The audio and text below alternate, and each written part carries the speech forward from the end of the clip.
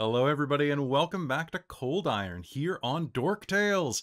We're going to be starting in just a couple minutes. Kat is on her way back from a flying appointment, literally, and boy, are her arms tired. But we're going to be starting in just a couple minutes. But we might as well introduce everybody and get into this. Welcome to Cold Iron on its new night and time, Saturday nights at 7 p.m. Pacific. I'm your Dungeon Master, Kelly. I use he and him, and y'all, I am so excited to be heading back into the world of Cold Iron after last episode was aborted by a screaming dog who is now sleeping. We figured out a weird trick. Barking dogs hate this one weird trick, and that is to keep the doors between our offices open so he can equally access us and then ignore him till he falls asleep, which has worked. He's asleep. But anyway, I'm excited to be here, and I'm excited to introduce you to the rest of the cast. All right, so we're going to go ahead and introduce the characters, starting with Caitlin. Hello, I'm Caitlin. I use she, her pronouns, and tonight I'll be playing Zoe, our paladin warforged of the group. And I'm super excited to be here. Oh my goodness.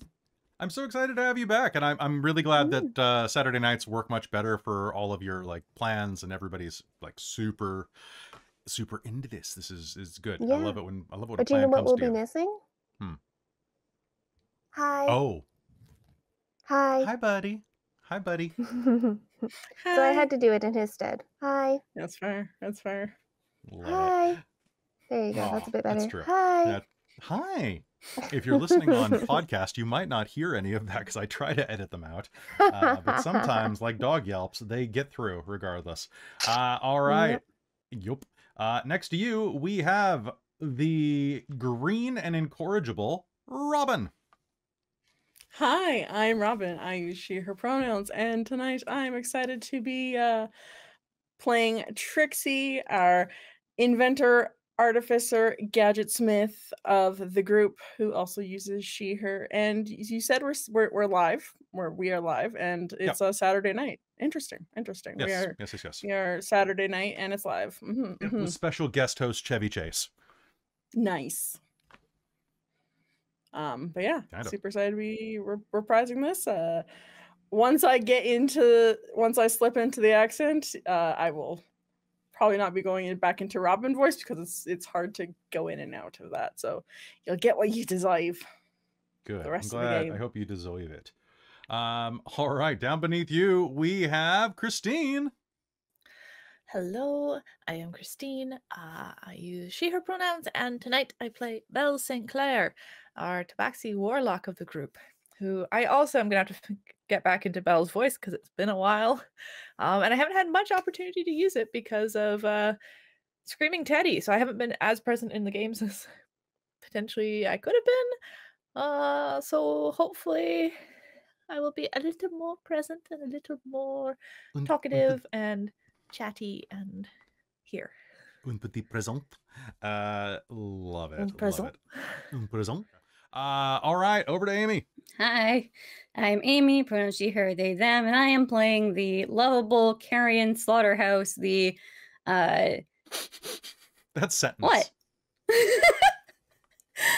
The lovable, delightful, and cheerful Carrion Slaughterhouse, the tiefling orc mutt fiend thing. Let's just go tiefling. Go tiefling. Ranger. Orcling. Yeah. Hey folks, we have a great game for you tonight, and since Kat's not here, I'm going to talk about something else. I'm going to talk about something else's, actually. The first is going to be that we have a fantastic sponsor going into March. We've got Bookworm Games. Bookworm Games is a just phenomenal dice merchant, as well as a number of other things to keep your table happy. It is late winter, which means that you should go check out their teas. You should go look for gifts to give all of your friends and loved ones to go into the spring, and it's time to roll more dice. I would also suggest that you go check out their collection of pins and plushes. I'm pretty sure you can still get those, right? But they're absolutely fantastic. If you go to their website, bookwormgames.com, you can use code DorkTales to save 15%. That's a 1 and a 5. Right now, the Canadian dollar is awful. So please buy a bunch, because helping Canadian retailers is really, really pivotal right now. So I really want to thank Bookworm Games. Also, you're going to be able to see the great and powerful Michael from Bookworm Games, Michael Paler, over in our Keys from the Golden Vault special event, which is the second thing I'm going to talk about, which is going to be happening next week. It is a channel fundraiser where we're raising money for our operations budget and a number of other things that just keep us running. So it's going to be a donate-a-thon, a Patreon push, and a subathon as well. And Michael from Bookworm Games is going to be coming over and spending some time with us, as well as a number of other people from around the tabletop space.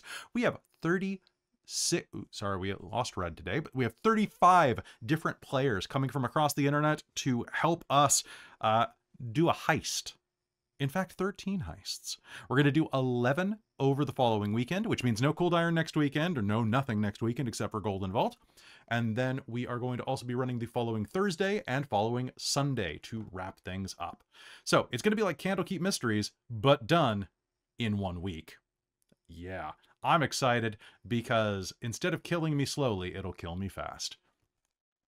Also, I'm going to try not to be in every episode, which is going to be really fantastic. It is going to be a lot of fun, and I'm really excited. And the last thing I just wanted to tell you is, if you are a fan of adventure and mayhem, you have a lot to look forward to, because Bookworm Games is not only going to be your best place to get dice, very soon it is going to be your favorite place to get adventure modules. After a long period of time, the beloved and kind Michael Paler is going to be receiving the final entry for my portion of a vast adventure book set in the seas of Domain, inside of their own homebrew world, which has it's a really good module, guys. It's just huge, and it ate my soul. But I'm just writing like the final encounter and doing a couple of stat lines, because challenge rating lines are the devil. Trying to balance challenge ratings, but Mike is very generous, and so thank you, Michael. I'll be getting those to you very shortly, as in, like, I'm dedicating tomorrow to writing it. And with that, does anybody have any questions, comments, or concerns? We have a little bit of time before Kat's going to get here, so if anybody has any refresher, we haven't played in about 3 weeks, so I'm more than happy to answer any questions you might have. Perfect. That's great. All right, so I'll just give a quick recap, and then we'll get ready to hop into game. So, last time on Cold Iron, you all went to rescue Tally from where she had been held captive inside of the Gilded Garter. There you confronted a pair of gangs, one led by a disgruntled Emresian and, well, former Imperial Magus named Paulus Vesanius Cadus. Paulus was seeking vengeance for the death of his daughter, who had been killed after being recruited by Tally and sent up into the northern lands of Drace, also known as the Cauldron, under the order of Sable, Tally's, we'll say manager for politeness. The other gang was, of course, Sable's, a number of bodyguards that he had hired after the death of his second in command. A huge melee broke out, and before long you allied yourselves with Paulus, which led to a knockdown drag-out fight that culminated in the death of Sable and the majority of the bodyguards that he had hired. With the death of that scum? I think we were going with scum on this. You raided his place, took a number of things, and then ran out into the city to go, make a dent on some of your debt. Now, before you do that, we discussed you all heading out into the city with all of his belongings that you had managed to sell, or that you managed to acquire, hoping to go fence those. And as you did not realize that you were being watched from the shadows. Heading out, I'm curious, did you want to go straight to the fence, or did you want to go back to your room at the Glory and rest? Either is fine, but what do you all feel like? I think we were going to go straight to the fence, because otherwise we're just carrying these things there and carrying these things back. And You're carrying? Yeah, there's a lot to lug around, and Yeah. we don't have a bag of holding. But Precisely. also, I don't think we're trying to take too much time with that because it's probably around lunchtime, given that that was our morning. Mm-hmm. I think if like maybe while we're because the cops are coming, so we have to run real fast. So yeah, you we'll had go to to the bail fence, out of then there. go get lunch and take a short rest during lunch. I think would be the Fair. plan. Does anybody have the criminal background? Just real curious. I have inventor. We That's a criminal thing. You know, it's only criminal if you pay people to give you their patents and then name you as the inventor. Mm-hmm. Then you turn into a criminal. But I wonder. Never mind. I'm not gonna get political. Maybe now that she's here, maybe Kat. All right, Kat. If Kat has a criminal background or not. All right, welcome, Kat. I do not have a criminal background, but I feel like it would be pretty understandable for Tally to be very familiar with a lot of the criminal people At in least town, to know given what where she to go. does. Okay. We'll tell you what. What? Did. Sorry? Oh, given what she did. Oh, okay. Given what she did. All right. So, Kat, quickly tell us who you are and what you're playing, and then let's hop in the game. Hey everybody, my name's Katrina. I use she, her pronouns. Tonight I am playing Tally. She is our Seraphim Aberrant Mind Sorcerer of the group. She also uses, what do I use? She, her pronoun. Sorry, I am very hopped up on adrenaline still. I just Checks got a hand. big flight. And yeah, oh my god, I'm a girl. So I'm a little bit antsy. Antsy. All right, so we're going to go ahead and hop in here. You head out onto the city, looking for a place to fence some of the goods that you took from Sables. And that's where we're going to start here, on Cold Iron, Episode 7. Beware of the Tollmen. The city lies out before you. You head out into it, moving through the Lantern District, its red hues, and the overcast sky above you, plunging it into a premature darkness. Now, Tally, as you're making your way through here, I would really appreciate it if you could make me a history roll. That's going to be a 16. 16 is enough. So, the one that Sable mostly worked with was a person out of a pawn shop called Caravan Holdings Limited. Now, Caravan Holdings Limited runs out near the exit gate of the city, down on Ori Halcom Row. Not terribly far from here. A step up and a decent location. Kind of tucked away. It's a fairly reputable seeming place. But as you're making your way through the city, you have to know, are you trying not to draw too much line of sight as you make your way through the crowded, almost noontime bazaars and rows? Yeah. Yeah. Okay. Well, doesn't everybody give me a stealth check? Okay.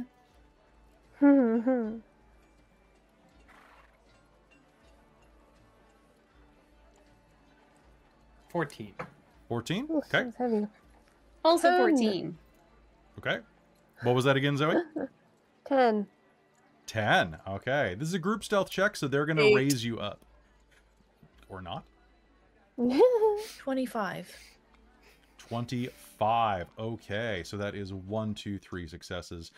As you are I making your think way... Trixie has a lot of this stuff, so I think that's why she's a little bit noisier for the rest of the group. That sounds probably Clang, pretty accurate. clang, clang, clang. So I feel like as- I can't blend in to save my life, so. Well, yeah, basically. As you are making your way through the city, you are going to head up out of the Lantern District toward Ori Halcom Row. Now, it's much brighter up here. The walls are actual clean stone for the most part. And you have bags of loot looking like you're about ready to give out solstice presents as you start shuffling through. Now, I have to ask, are you keeping to alleys, going through the main thoroughfare to get there faster? How are you going about this? Tally's probably going to direct them through the back alleys. Okay. So, and you got a 14. Interesting. Interesting. So, making your way through the back alleys, let's go ahead and do a quick check. You guys got lucky there. And then one for... You make your way down one of the back alleys. It's a wide alley that's normally used to feed shops with wagons from the rear. And as you are cutting through that, trying to make your way back around, kind of lurching westward, or pardon, lurching northeastward, toward where the back of the Orichalcum Row meets up with Caravan Holdings, you are going to see one of the city guard. Ooh, actually, hold on one sec. Rolled a 3, so I know what this is going to be. You're going to see a member of the city guard. A particularly bullish one that you have met in the past, Tally. And as well, Trixie. Both of you are going to recognize this one. He's an Amresian soldier that came over here. He's in his mid-20s, named Decius. Now, Decius is known for being a real hard-ass, really coming down hard on crimes and particularly like smuggling. But as you approach him, clanging away as you are, he's not facing your direction. Now, picture this wide alleyway with old brickwork that's, I mean, still stained in spite of its cleanliness by the mud of wheels and the soot of the burning fires down below in the mines. There are a number of doors leading into the back of various businesses, as well as large dumpster-style bins, as well as wagons that are parked outside. And as you are headed up there, who has the highest passive perception here? I'm looking, anybody above a 15? Anybody above a 14? 13? Yes, I have 15 I'm at exactly. 14. Okay. So, those of you with a 14 or up are going to notice this figure first. You do not know him particularly, but you do know that he is dressed in the clothes of the City Watch that you encountered earlier. In fact, yesterday, when that murder took place outside of the Gilded Garter. However, this handsome man with a clean-shaven face, dark blonde eyebrows, and swept back hair, very James Dean looking. If I had to really describe him, looks like Gilgamesh from Fate's Stay Night. Has his helmet tucked under one of his arms and is leaning up against the wall, or leaning toward the wall, as you are getting closer, kind of tucked down behind a dumpster and a parked wagon. And as you are approaching, Belle and Carrion, you are going to hear what can only be described as scintillating noises occurring outside of your view. To describe it for terms of service, it sounds like someone is eating soup very quick.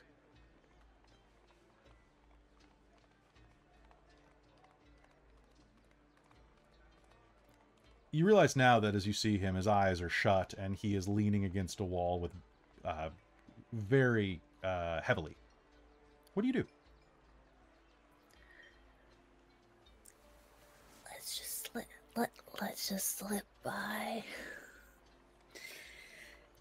Yeah. Gonna kind of look at the others. It's like, do you want me to take the most valuable and go up and above and around? real quietly. Yeah, you could do that. And then if like he gets distracted, I can offer him around too.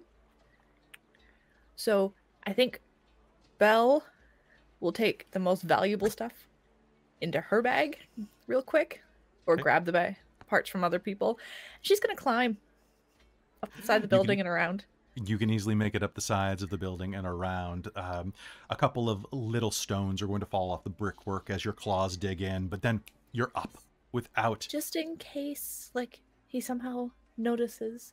That way he can't demand the best parts. If he demands some of That's that fair. extra, like, bag of copper, who cares? Just give me a stealth check to make it up without alerting him further. All right, let's see if You this have die advantage. will roll nice for me again. Oh, mama. That's a nat 20. Hell yes. Making your way forward, you're going to easily scrabble up the building like a night shadow. The rest of you, what are you all doing? Trixie's gonna start kind of hiding off some of the bigger stuff to maybe other people in the thing, and then like start adjusting her shirt, just in case, to try and sneak around. If she gets caught, that she will do what she does best. Well, you know what? You say that you do that best, but you gotta admit, as you are heading up and around, looking at Officer Sisenna, doing what he does best, is pretty similar to what you do best. Moving Ooh, forward, you're going to blackmail. see an older recruit. This one being someone wearing some of the colors inside of his dark hair of a Nara, kind of some of the braid work that they like to wear. Is doing a fantastic job at making sure that everything's covered.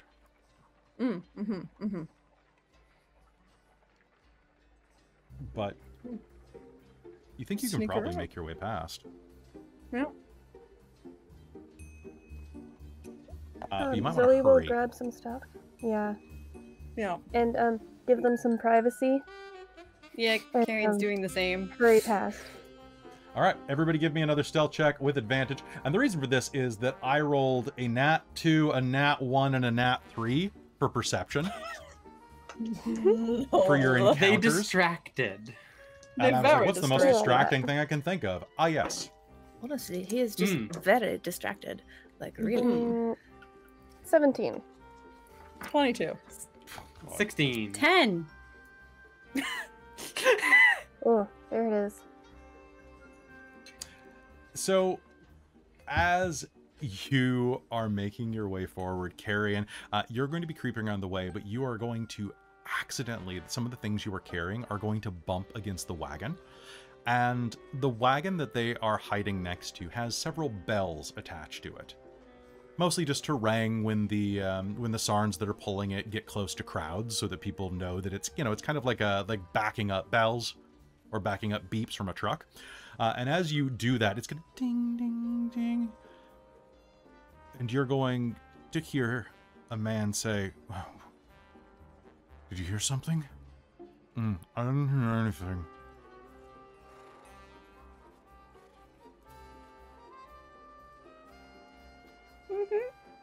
And I think you can pass by.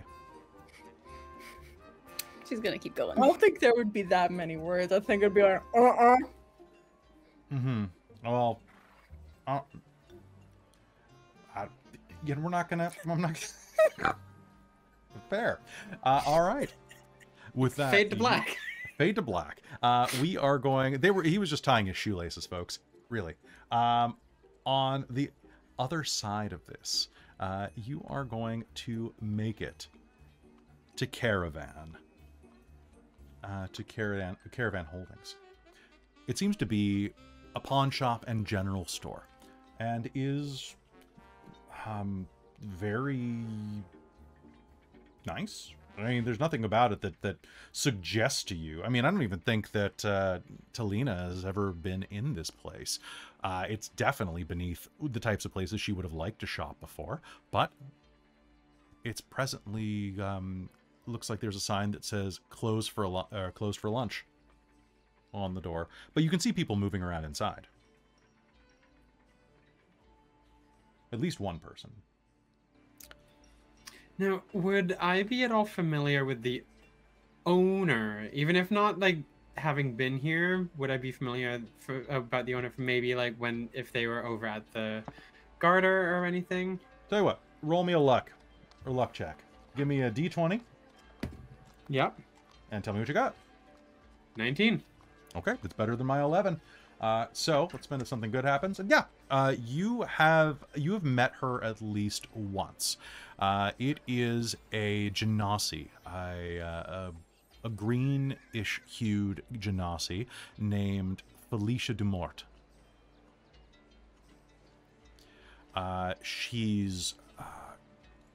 She's queer as a three-sided coin, and is particularly, we'll say toxic, is her personality. Definitely a Regina George type. Sweet coating, toxic apple underneath the caramel type of woman. But you can see someone that looks kind of like her through the drapes. She's just gonna knock on the door. I'm closed for lunch. The drapes will Sally pull from the aside. Garter. Hey, Felicia. A lock will click on the door, and then a second one, and you will all be treated to a green-hued woman that's standing in front of you. Her lips far greener and more emerald than the rest of her. The veins and capillaries in her face and throat are the same emerald shade as her lips, and she has her hair cut in a very aggressive faux hawk. It is the same shade of, well, perhaps a bit darker, more of a swamp green. She's wearing a flowing bodice that is bright red, contrasting everything that she has. She has a modest build. Honestly, she'd be probably more of like a dancer's petite body than any type of bombshell. She only stands about 5'3", 5'2" if she takes those heels off. Well, pardon me, 5'1" if she takes those heels off, which are a pair of black-heeled cowboy boots. She looks you up and down. Sable can't make it today. We have a few things that we need to dispose of. Get in here before someone sees me slumming with people like you. Come on. Oh, honey. She'll usher everyone in and close the door. Oh, honey, you'd love to slum with someone like me, and you know it. Anybody who lives with Sable probably is,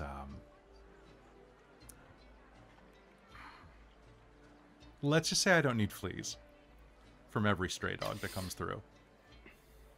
Yeah, fair enough. Fair enough. I mean, All right, like I said, lock I am very picky, but yes, here we go. Click, click. But saying I do not live with Sable? If he has fleas? Ugh. It was already disgusting enough. Gross. No, he just doesn't have very good standards for his girls. It's one of the reasons why I don't do any of that work. But anyways. I am glad you have seen the light. Yes. That was a nat 20 that rolled into a 2. Ah! She totally didn't hear that while she was locking up. So she's going to take you toward the counter, at the back of the place, and reach up. You can see this place is completely decked out with antiques. It's decked out with old suits of armor. It even has a leering gargoyle that stares down at anybody who's making purchases. Well, at least its head, mounted on the wall like a trophy. She walks up to it, moving around the old chairs, moving around the various accoutrements, empty potion vials. Stranger things floating around in pickling jars. Reaches up into the gargoyle's mouth and pulls its tongue down. And as she does, a large, thick, very large grandfather clock that looks like it belonged to a giant before this chimes, and its front case, its face opens wide. Head into my office.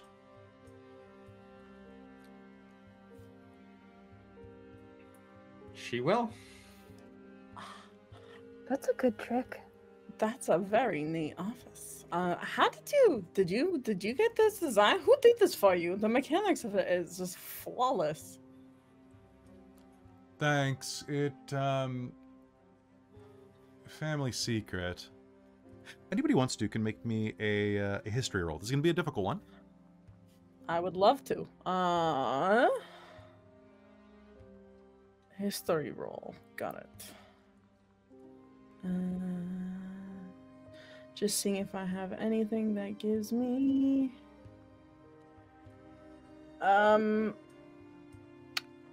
Does it have anything to do with,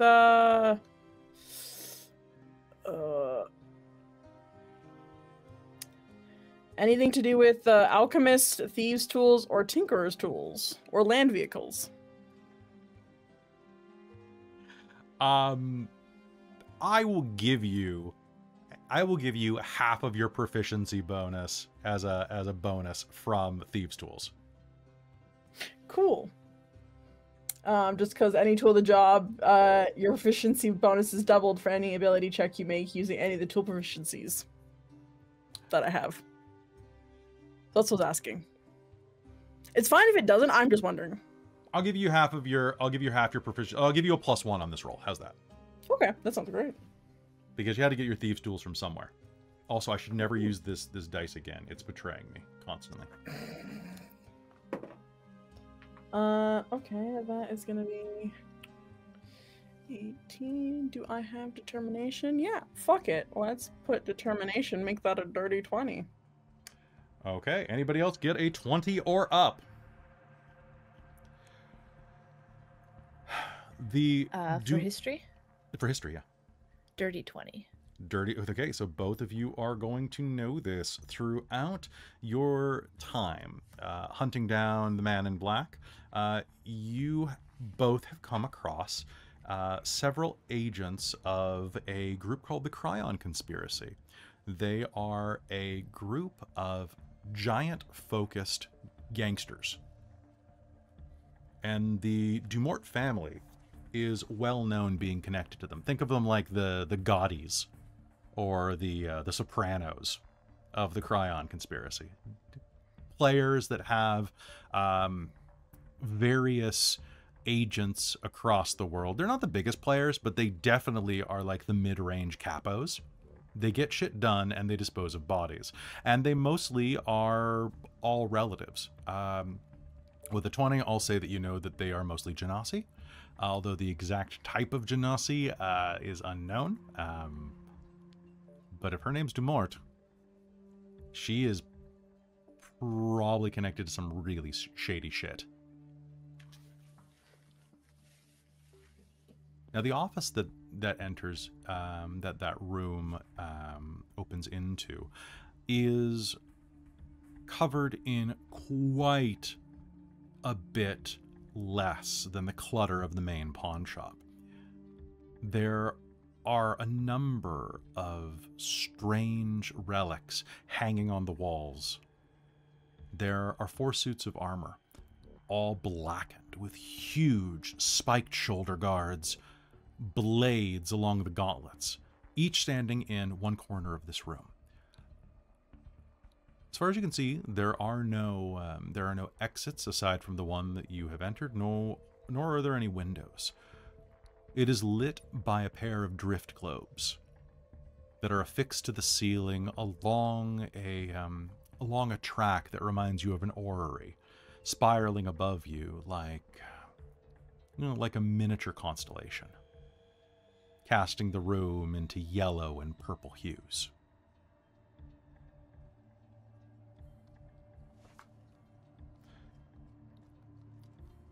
There's a large central stone table.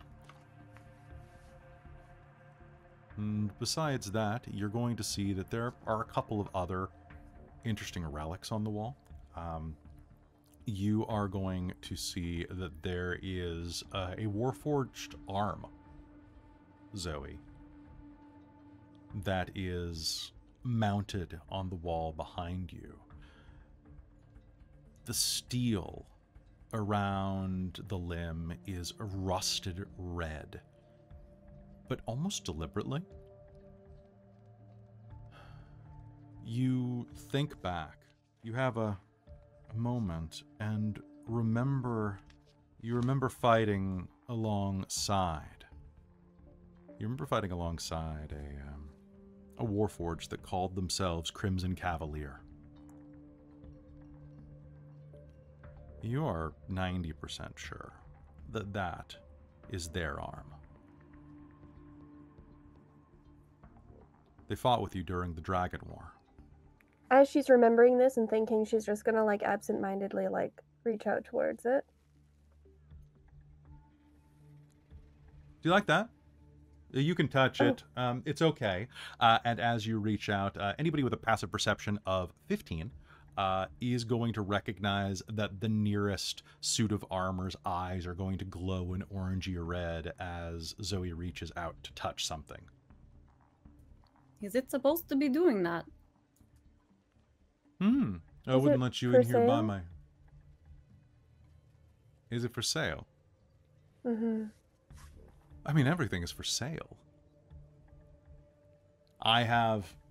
Let's see, what do I have in here that would be interesting to you? I have...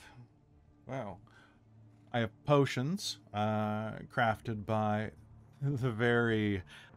Well, but crafted by Edagon the Wise. I have a poem scrawled on a napkin over here that Skillian the Brave composed. Particularly interesting. Composed it for a Genasi. I'm particularly proud of that one. However, there's also that, and she gestures over, and you'll see that there is this giant, like, scepter that has a wrapping steel around it that comes to a sword point. It looks like what would happen if you welded a magic sword onto the end of a mage's rod. That is the spell sword of the Chosen of Valimar. Wow. How much for the arm? What? Let's see how much you have here. So, what do you have? Pop it on the table. Tally will start unloading what she has. Me Yep, furiously follow. scribbling down notes. Not The fun. what?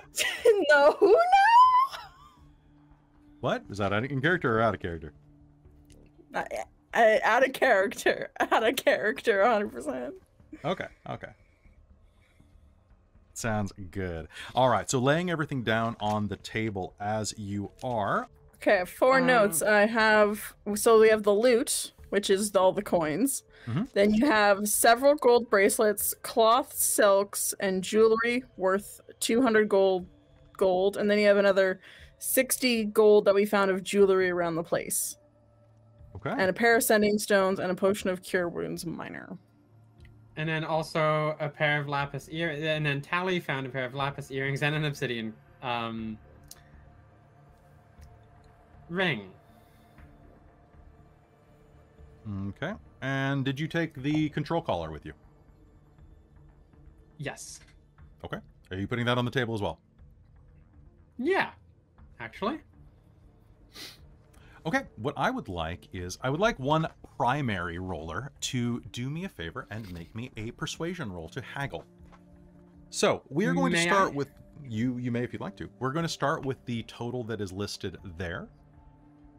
That is listed on your sheet for everything that is there.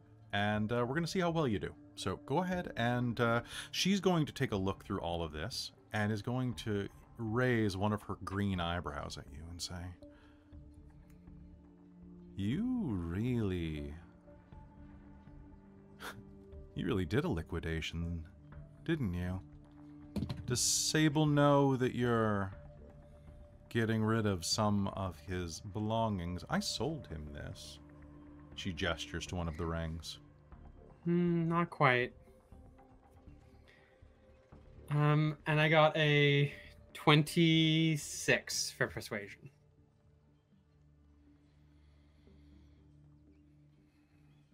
And you know what? Before you answer anything, I'm gonna add my. I have determination to this, so Okay. I'm gonna add that, and so that's gonna be a 28. Okay.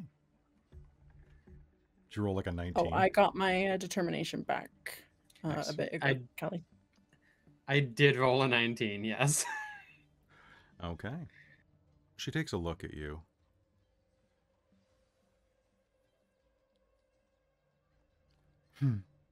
You know what? Honestly, I don't give a shit. All right. Here's the price. Take it or leave it. And she is going to give you 100% face value on everything that you ask for. So the gold that you acquired, you're going to get it at 100% cut.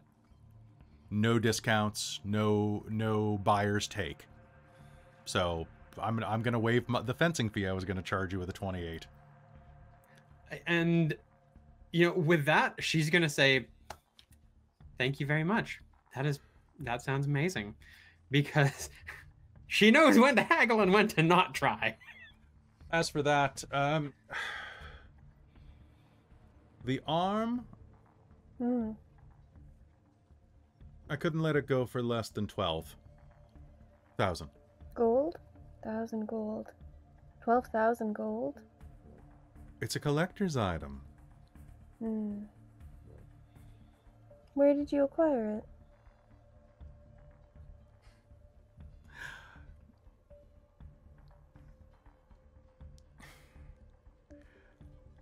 When She's Crimson- a very connected woman.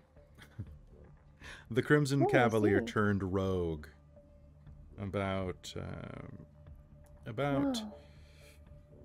about 80 years ago, about 60, 80 years ago, and actually that, she gestures up at the sword, is what cleaved it right off. Crimson Cavalier became a bandit down in the southlands of Toulousia, and the Chosen of Valimar went and stopped him. Them.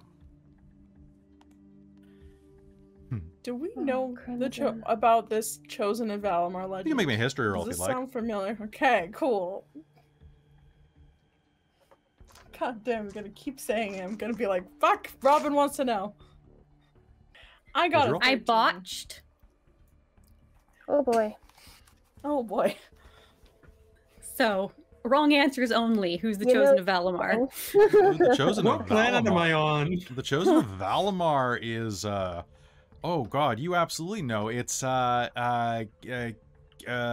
Captain Russo. Captain Russo, the old storyteller, school teacher, and adventurer.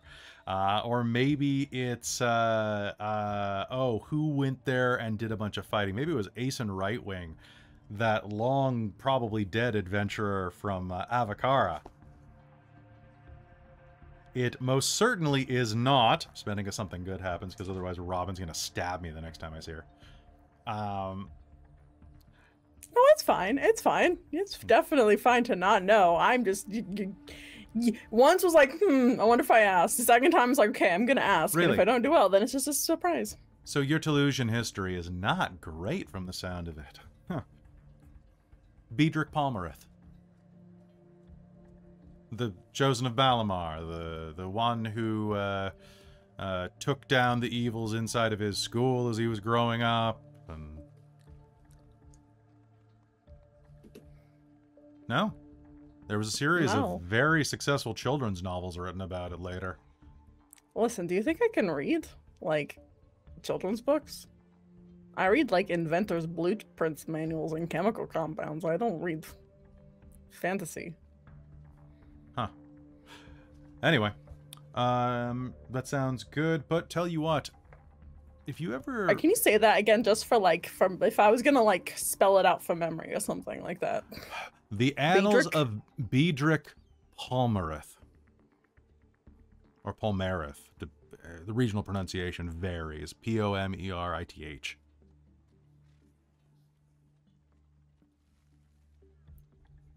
Uh-huh.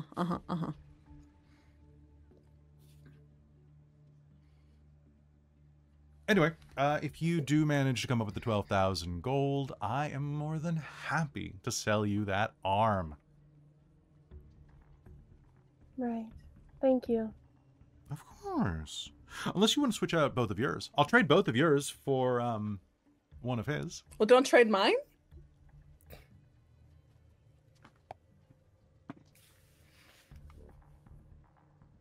Maybe. What does it do?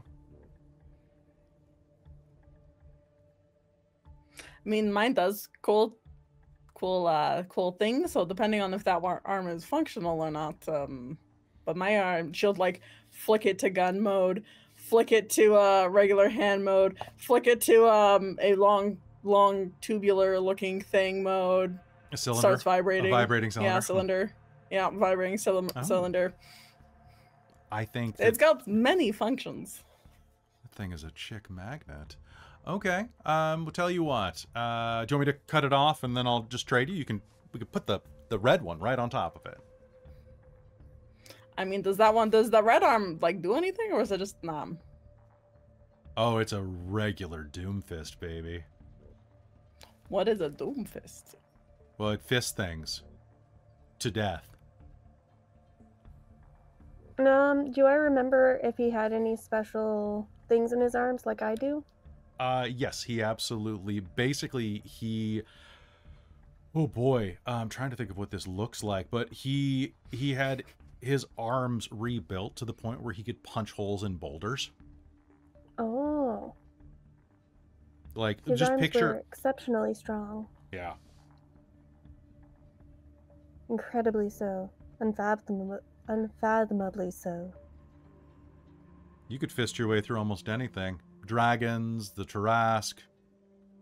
Yes, she's not kidding. Just kidding. There's no Tarrasque on Elos. It's an old wives' tale. Well, if there were, you'd be able to.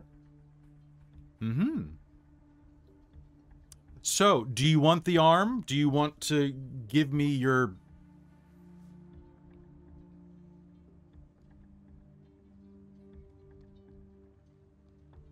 Okay, didn't think so. I mean, I could potentially, like, I don't know if it clicks it. Look, I need to finish my lunch. My noodles are getting cold. Are we having an arms deal or not? We got time. Come on, we don't have much time, actually. This is an arms race. Look. Can I think about it and come back to you? Sure. But don't waste my fucking time. I'm already paying you out a lot of gold for something that Sable is probably going to hound me down for later. Listen, I don't think you have to worry about Sable. We'll personally make sure he doesn't bother you. Make me a deception roll right now. I will. Good thing I'm Oh my god, why can I not roll above a 7? Oh boy. Well, Carrion's probably trying not to fuck up and keep her expression schooled, so you want to roll that with advantage? Because I think that's hilarious. Okay, done. Thank you, Amy. Thank you for allowing me to roll a 14. I'm gonna spend a I would already wanted to spend a determination whether or not this works or not. We'll see. It's gonna be a 15. Okay. Well, so long as you handle him for me. So, is there anything else I can do for you before I kick you out of my shop and finish my noodles? Nope. I would also like to go get some noodles. So Yeah, where'd you get those? The noodle can place? we go? Smokestack Soba on the corner. Sounds lovely. It's pretty good. They do mesquite brisket inside of it. Sarn Pleasure brisket. doing It takes, business with you. Shall we? but of course. Can I Yes. actually? Would you mind if I met you at the noodle place? I just have one more thing that I just want to discuss with Felicia real quick. Yeah, sure. Okay, don't be too long. Yep. No. I mean, I wouldn't want to get her noodles any colder than they already are. Mm-hmm. Zoe will Do- step out and take one more longing glance at the arm, and Kieran's then turn definitely around and following. go. Zoe, I can get. If you want, I can do the trade, but I would need to use the or I can maybe make another one. But Oh no, I understand. I just it's been a long while since I've seen that arm. I also don't know if it's fair because I don't think my arms were 12,000 gold. So I feel like I'd be giving her a ripoff. And Maybe she's mean, be connected doing the to same a thing for very her. powerful gangster Mm, society, okay. so we don't want to piss her off. Hmm, That's true. But admittedly, that did sound sort of like a steal of a deal. Yeah. So she probably knows its value, your arm. It's sort of her job to appraise things, right? She also may have been inflating the price, knowing that I am a Warforged and was looking straight at it. This is also possible. I tried to not look like I had some sort of connection to it, but I feel like that's difficult.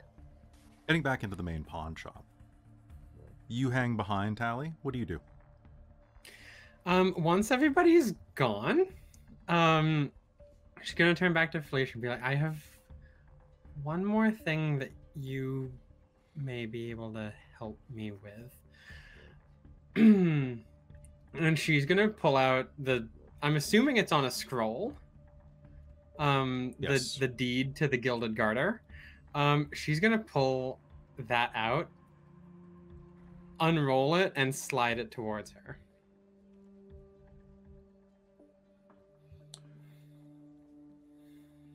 How dead is he? Extraordinarily. There's not that much left of him, actually. At least his brain turned to liquid. Fine, I'll trade you the arm for this. Well, I was kind of wondering if you knew, or if you could direct me to... I want to put it in my name. Or just sell it. Honey. If you put your name on this anytime soon, Sable's connections are going... Good point. They're going to know that you're the one that killed him. Do people know that? Are people going to know that? I'm guessing you're trying to get out of Prospect sometime soon. Yeah, we're trying to keep that fairly low. So yeah, good point. How much would you give me for it?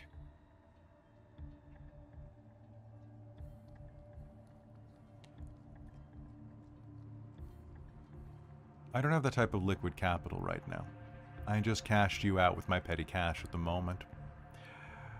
Look, I'd be willing to do a one-for-one trade for that arm because it's mostly sentimental. I don't even know if that thing can be reattached. But right now, Sable was in deep debt to a lot of people. Particularly, he was borrowing money from the spiders and selling things off to me.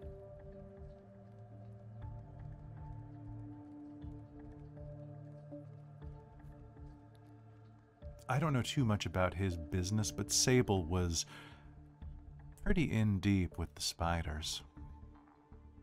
Mm-hmm. You were his little honeypot, right? Yes. Who do you think bought the girls you brought in? You know, Sable didn't particularly love that type of work, right?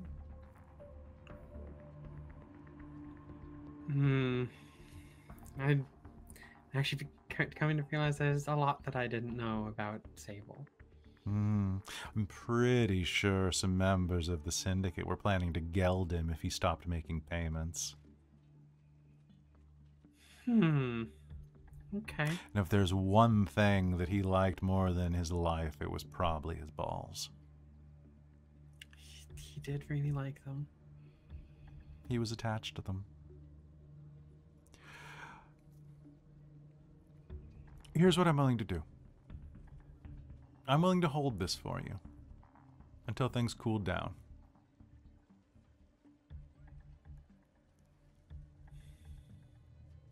Or you can take it with you. But if anybody finds you with it, it's going to be a bit of evidence against you. And I'll hold it for you for, well, when the club gets started back up and some of the debts are cleared. A 50% share.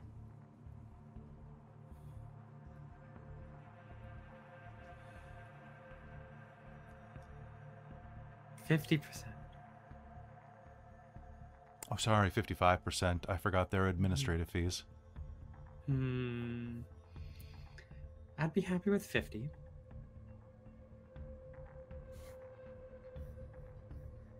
Make me a persuasion roll. 100%. Spending a hurt the more, make it with disadvantage. You got it.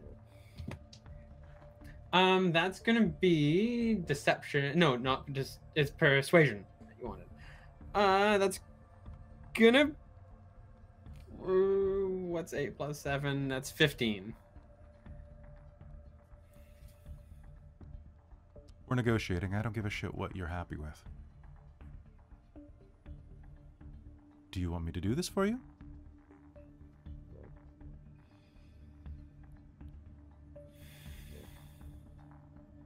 All you did was kill a man. That's easy. Do you know how many men I've killed? They're super easy. The hard thing is getting things past the Amresian Inquisition, getting things passed through bureaucratic channels, and getting, what's his name? The new governor to sign off on the transfer of deed, or at least his office to. Bureaucracy's hard. Murder's easy. Yeah, fair enough. Fair enough. And so would that just be 55% of money or ownership? Of ownership and income. Which means you wouldn't have to do anything if you didn't want to. Or you could manage it. You could be the new Sable. With less human trafficking. Unless... God, administrative fees do suck. 55. Or 55. She spits in her palm, and you can see it sizzle. And as you shake her hand, I need you to make me a con save. Coming up. DC 12. Now I roll well. 23. 23. You are going to feel the center of your palm. You feel a bit queasy as it touches for a moment, as if you just took a shot of particularly noxious liquor. Not enough to do anything more to you, but just very...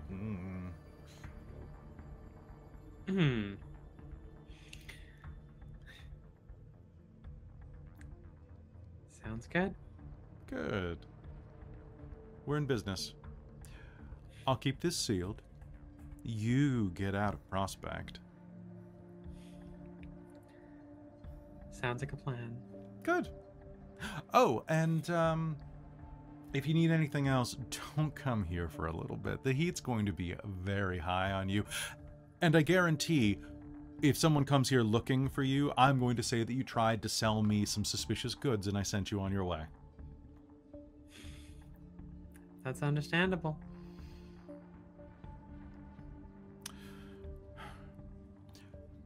Miss Talina, you should know that Caravan Holdings is not interested in purchasing any type of illicit or second-hand merchandise. All of this is suspect, unless you come back with a bill of sale or some proof that you purchased some of these things that are apparently far beyond your means. I'm going to have to ask you to leave. I hope you don't take offense to that, but we are an honest shop. All right. I'm going to go get some noodles anyways. I wish you well. And she's going to go up and as she opens the door, she's going to wave over her shoulder and go, "Bye, Felicia." Yeah, that never gets old. All right, so with that, And she's going to meet up with the rest at the noodle shop. Smokestack Soba down on the corner is everything that it sounds like. It's a little hole in the wall with a brick chimney that it's constantly constantly pouring all sorts of mesquite smoked sarn meat. So lizard meat, into the air around you in these big plumes. As you approach, there are quite a few options. The primary ones being hot soba and cold soba, with various types of meat that you can order, different fattier chunks or less fatty chunks of sarn, all delicious. If anybody wants to take a short rest here, you may. Yes. Yes, please. I will take a All right. short rest. Short rest. Go ahead and regenerate some hit points. Thank you. Yes. Almost picked up a D20 to roll hit points. That would be nice, Ooh. but Yeah, can I take... Oh, I still only got 6 on my D20! Which is what I got on my D6! It didn't Just help realized. me. There we go. I realized I hadn't put my cowboy hat on all episode. oh, There we go. No wonder I was rolling so badly. Hold on. That's a 10. That's better. It's a 9. That's worse. Y'all. That's a nat 1. Okay. All right. So. do 1s and 2s count on hit dice uses for that or Nah. not? Nah. Okay, cool. There we go. I rolled 2 2s in a row. I'm like, what are you doing? Mm-hmm.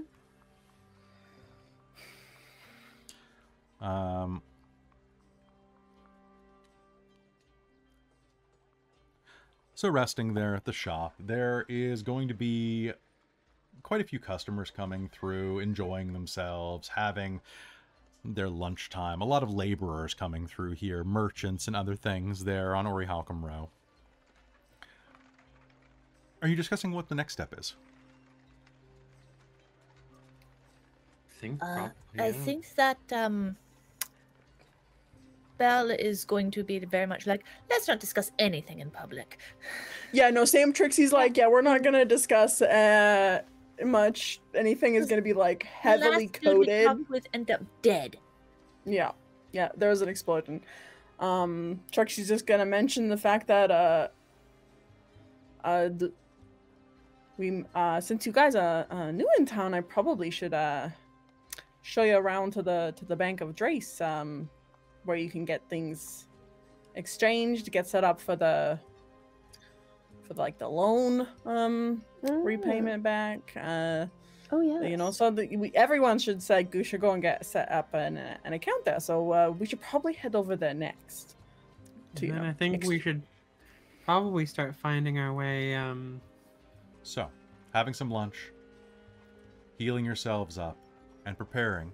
I think this is a good place for us to take a quick break. So folks, don't go anywhere. We'll be right back after this quick break to, after this quick break. I have so many puns on my sheet. All right, let's go.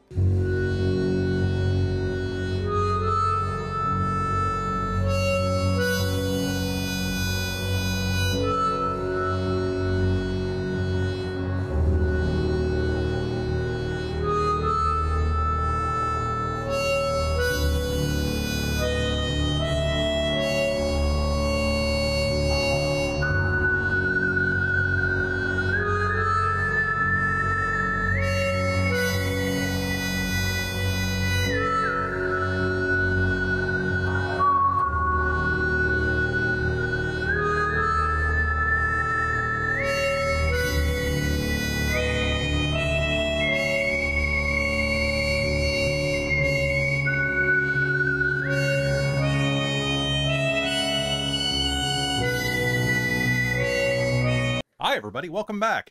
That was a terrifying pose. Well, this is the part of the program we're going to very briefly talk to the chat. Welcome back. I am very excited that we are back. There's a dog next to me, and he is being a good boy tonight? Question mark? If I say question mark, then it's not guaranteed. He's finally of an age where he is not 100% a little shit. However, yeah, welcome to the break. And real quick, because I realized that we haven't ran in a while and I haven't posted the last 2 episodes to YouTube yet. Oh, I want to show you. This is Now Boy. He's Look so how big boy he is. big. He is very big boy. And he is very happy to see you. Look. He looks very sleepy. All right. He's a good boy. No. No bites. Now he's gonna be all riled up. Okay. He's This is very what big you do now. for. He's very big. He's very big. He's eating large-sized dog food now because we realized he is not medium. Yeah, sorry that sorry we didn't have game last time. He is still in puppy era and is very slowly trying to bite me. Ew. Oh, he learned bite inhibition. Ew. Ew. He's got my thumb right now. Guys, I'm very excited for Golden Vault next weekend. It's going to be a lot of fun, and I am finally playing my banjo wielding hillbilly, and I'm very excited. I'm very excited to be playing old HP Varmint. Oh, Cobb. Does he have a Okay. vicious V? He's got many things. Can you please stop? Can you please stop? Okay, go. No. No, we're done. Good boy. Oh, please don't shake that right next to the mic.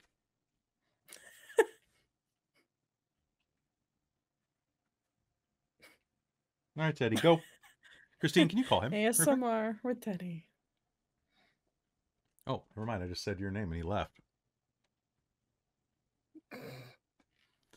All right. So it's gonna be a fantastic game, though. I'm very excited. I'm in at least 5 games. I might be in another one very soon.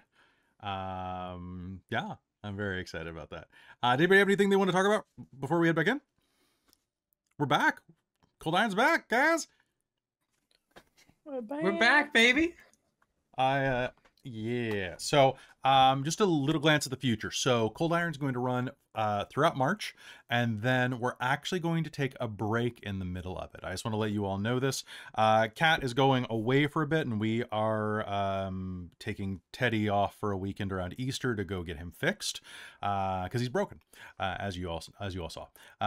But what we are going to do is that we've got 3 weeks where there is no Cold Iron, but I want to run something during that time. So rather than have you just like have nothing on your Saturday nights, Kat is going to go be on a cruise in Hawaii or something. That's what you're doing, right? You're going to Hawaii? That's what I'm doing. I am not gonna be able to stream. That's for sure. So what it sounds like the rest of us are going to do is I'm going to bust out the One Ring to rule them all, and I'm going to run the One Ring role-playing game for a pair of episodes. We're going to try it out. I gotta do some stuff for it. We're trying to figure out if we're going into Moria or the Lost Lands, but because Moria is real depressing to run. I mean, everybody's like, go to Moria, and I'm like, I'm reading the book, and I'm like, This is like late game Cold Iron. I'm very excited about all that. But we're going to be doing that. And then anything else that Kat is in that she has to miss, we might substitute something else in there as well, because I don't want to miss any more games. And I'm Also excited to for play this. upcoming this week, we'll see how how luck I have with game on Tuesday and Wednesday. We'll try my best, but I'm going down for work, so I will be on hotel Wi-Fi or street data on my phone. Come we'll on down see. to the hotel Wi-Fi. And I mean, we remember what happened last time. I'm at a different hotel this time. I'm at the other hotel of the 2 hotels in town, which is a Holiday Inn and Suites. So it should be. We'll see. Oof. The rooms are Oof. more business oriented, but we'll still see how streaming goes. Well, let's hope they have parties yeah. in the back. We'll hope this hotel is a mullet. Plus, you get those awful pancakes in the morning if you decide to eat them. Business in the front, Oh. party in the back. But I say party in the front. With free breakfast, yeah. Party in the front, party at breakfast, party in what's the a back. reverse mullet look like? What is that? I was just confused where you got we're doing mullet for my hotel over here. Because you said You're it's saying it's business oriented. it's business oriented. yeah, it's so I was business thinking oriented, so business it's in- party in the back. Yeah. Okay, fair. Look, I'm tired. It's been a long week, and I think that we I need to followed have. your breadcrumbs. I got I there. know, but you're very tired too. We both also have ADHD, but it's a true. different type of ADHD, I think. I don't think so. I think we both have it's definitely in high def. It's for both of us. Dave now. Yeah. It's Dave, not ADHD. I don't want anyone named Dave. What was it? My Don't- I 80 sound is busy. in Yeah, my 80's in Jensen the 4K. video. yeah, my 80 is in HD. That's why they call it 4K. Yeah. All right. No offense to anyone named Dave out there. I'm sure you're lovely. Mhm. All right, are you so gonna I be think doing it's Treza time- cosplay. No, it's the in between episode. It's downtime episode. Well, they so don't I'm know not that bringing yet. Kaz. They don't know that yet because we Did have they not? I thought we announced that. We did not announce Oh. that. No. So thanks for ruining my no. It's fine. Yeah. So the next episode of Transylvania is actually going to be the act skip because it's a much better place to end that game, or to end the chapter than where they actually wrote it, because that is not written well. Unlike Cold Iron, which is written very well. All right. So I think it's time for us to head in to Cold Iron again. Y'all ready? Neck cracked, ready to go. All right. So with that, let's head back in a 3, a 2. Welcome back to Cold Iron, here on Dork Tales.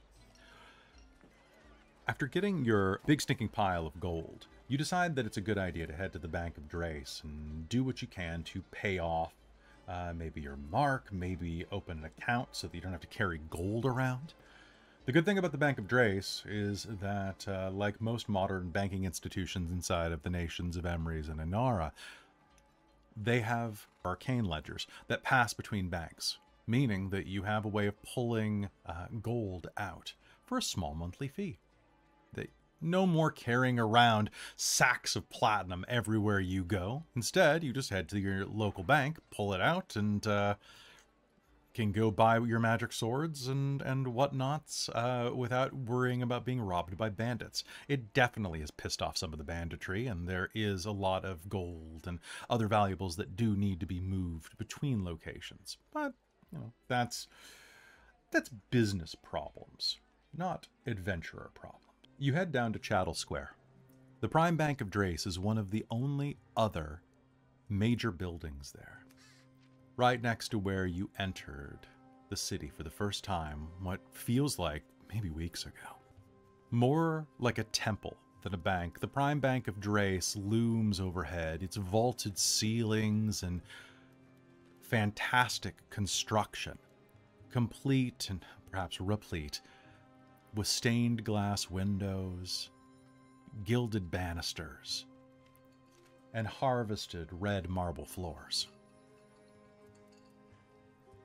The place is teeming with people making deposits. You see a dragonborn depositing a tremendous dragon skull at one of the tellers nearby, where there is a bank of them in front of you. You can hear her say, it's my great-grandfather. I wanted him put in the vault for safekeeping. Nearby, you can see that there are several Warforged who are having an argument over the correct way to invest into Emresian bonds versus Anarian cryptic currency, and so on.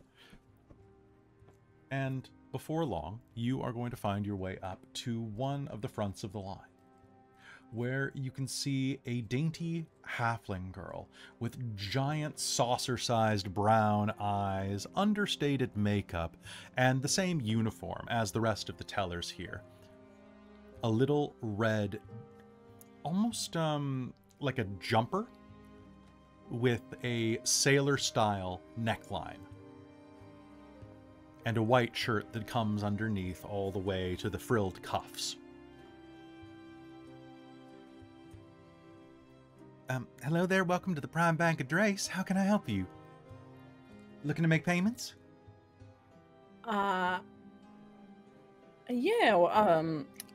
looking to make payments, and as well, exchange some coin for larger denominations. We have quite a lot of low value coins that we'd like to Of course, we can absolutely exchange. do that. Well, we do have we do have a star coin sorter over there that can absolutely do that, and as well, I can help you get all set up. Now, all of you have your looks like I'm seeing that the majority of you have debtors marks, so that means you do have accounts with us already. I also have an account, but I don't have a mark. Excellent. Welcome, welcome. Good to have you here. If you could do me a favor, and she will slide a palm-sized bit of, well, it's a crystal with swirling blue clouds inside of it. If you all put your hand on top of that, I can log in and check your account. Oh, how convenient. Mhm. Zoe will step up and put her hand over it. She will pull out what would be like a clay tablet. But here is, at least it looks like a scholar's tablet, but here it is gilded with platinum filigree around the side, and you can see a crystalline face on it that looks almost like a mirror for a moment before shimmering to light. Miss Zoe, absolutely. It says here that you have a full debt, and I'm to thank you for your service. Oh, well, that's correct, and thank you. Thank you. You're very welcome, ma'am. It is ma'am, correct? Oh, yes, correct. She scribbles something down. Well, here, just to give you a sense of things, the Prime Bank of Drace, of course, is the central bank. However, the Bank of Drace is available in almost every single town of note, that being a town with more than 500 citizens, throughout Drace. On top of that, should you ever require, we do have our collectors that you can make payments to. They wander the wastes and make visits to some of the smaller towns. On a regular schedule, of course, at least once a month, so that you don't miss your payments. Right. And do they have some form of identification? Of course they do. What they are we will have looking our for? symbol. She gestures to the Prime Bank of Drace, an eye overlooking in the center of like a vault wheel.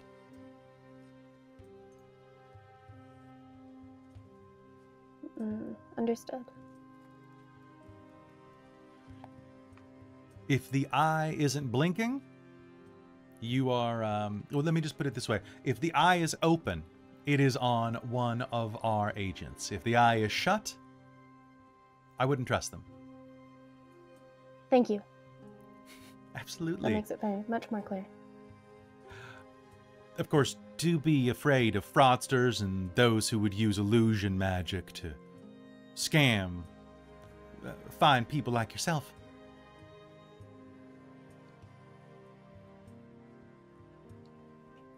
Thank you. Of course. I have been told I'm far too trusting, so I am trying to remedy that. Of course. Well, I mean, what can I do for you today, Miss Zoe? And the rest of you here?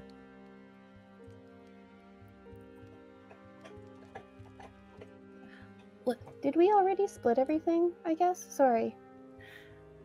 I would think so. But Belle's just be like, I would like to pay onto my debt. Absolutely, we can absolutely do that. Now, unfortunately, I do have to inform you, although we can put toward the principal on your loan, debt unfortunately is unable to be cleared at this moment. Now, that is to say that you can put payments toward, you will not have to worry. If you overpay, it will absolutely lower your principal.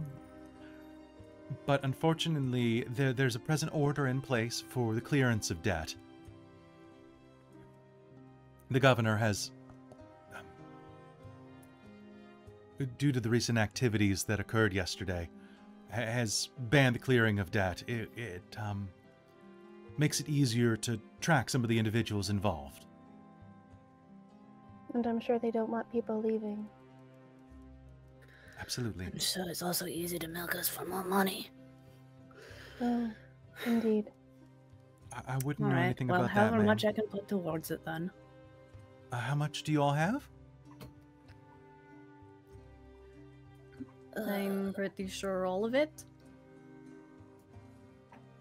Well, excellent. I was We going absolutely... to put... Oh, sorry. No, please. I'm sorry I cut you off, ma'am. Oh, no. That was,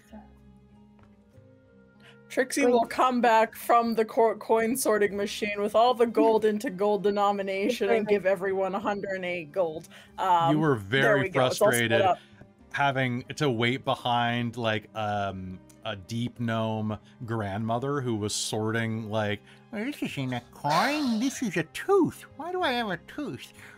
Listen, can do you need? I can help you move along if you'd like, lady. There is only one machine, and you have been here for past 3 minutes. Susie, is that you? I haven't seen you since we robbed that bank. I mean, since we escaped from Argeny during the purge. How you been? Great. Let's catch up after you've distributed your coins. make me a persuasion roll.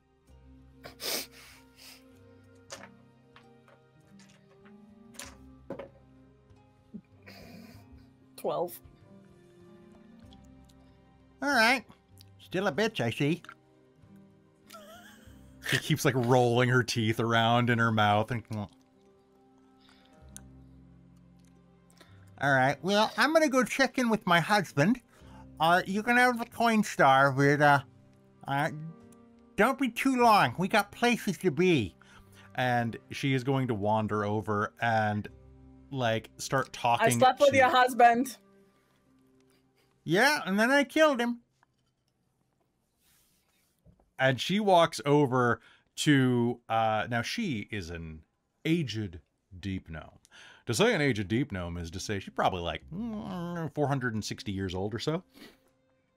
She looks like Betty White if you put her in like well, she looks like formerly Betty White if you put her in like a beef dehydrator. Right, just kind of shrunk her like Edna Mode, but God. sexier, you know. And she turns and goes and starts talking to her husband, which is a 6'11" Goliath with flowing blonde hair and a jawline that you could shatter bones with, wearing a skimpy barbarian Speedo a la He-Man. Huh. Bear murder, is that you? It might be a bear murder. I don't know. I didn't ask. Come on, sweetie. Let's get out of here. And she smacks him on his rock hard ass. Yes, Let us go. And then you come back from the Coinstar machine, Trixie. No. All right. All right. Here you go. Here you go. Here you go. It came back to 108 gold per. And how much would you like to pay Excellent. on your debts? You guys go ahead and just give me numbers right now, and I'll mark them off the total. So let's start with Belle. You were going first. Okay. Remind me of what the total is. So your clearance to leave is 5,000. Yeah, but that's not my debt. Your debt is 500 to clear. Okay. Well, I guess I only have 100, so I'll put 100 towards it. Okay, sounds good.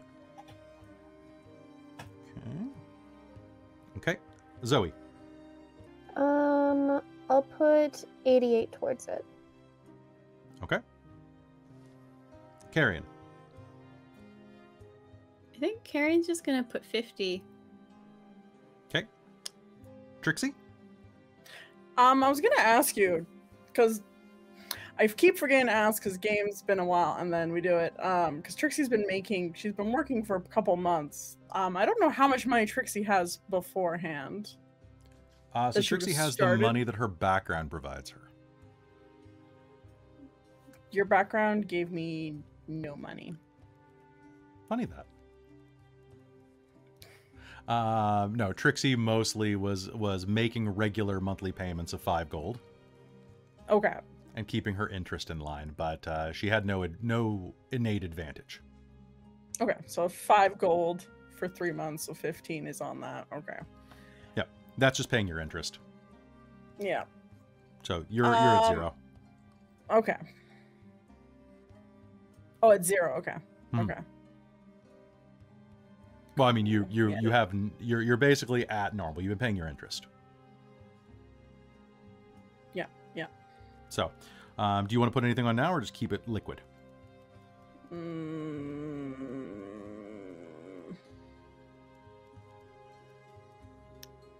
Keep it liquid. Let's do it like Robin does finances in real life. I know. Sorry to bring finances into game. Yeah, ouch. And fuck, man. I mean, you can just put it in your account. So, like, basically, there's 2 lines. There's just you have money held by the bank, and then there's you have money paid to the bank. Yeah, no, I just didn't know if she's been making stuff outside of like how much she gets tips from the work and stuff like that she does. Yeah, she'll put 20 gold down towards that. Okay, so I will scratch out the 0 and put 20. And Tally, are you just investing? Yeah, she's probably gonna go up and scan in and just be like, I actually just want to put a deposit on my account. All right, good. Well, that's very good. It's good to start putting money on that. I've noticed that your account's presently clear, so that will definitely spruce up your account.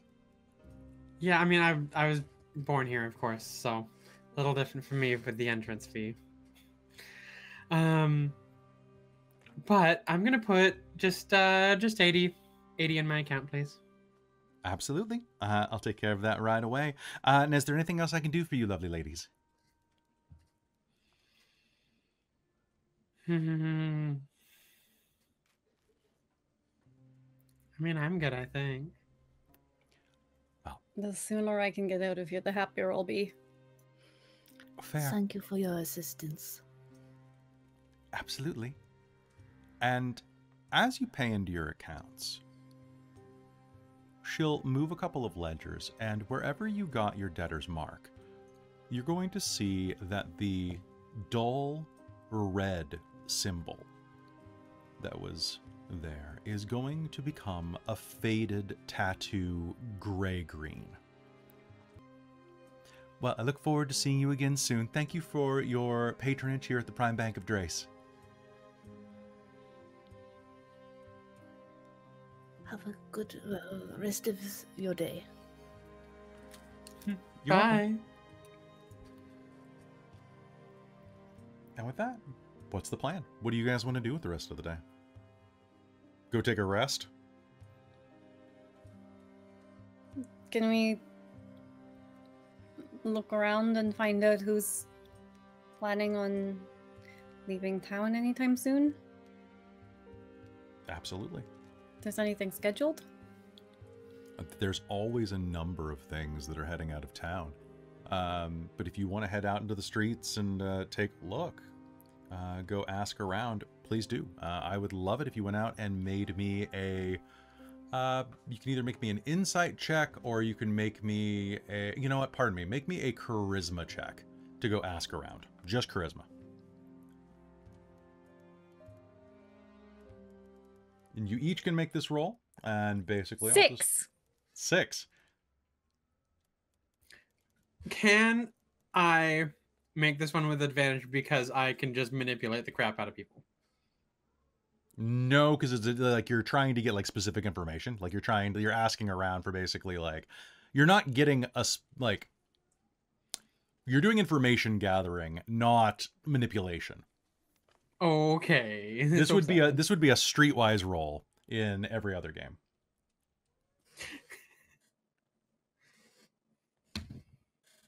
Oh my god! Add it to the spreadsheet. Oh god.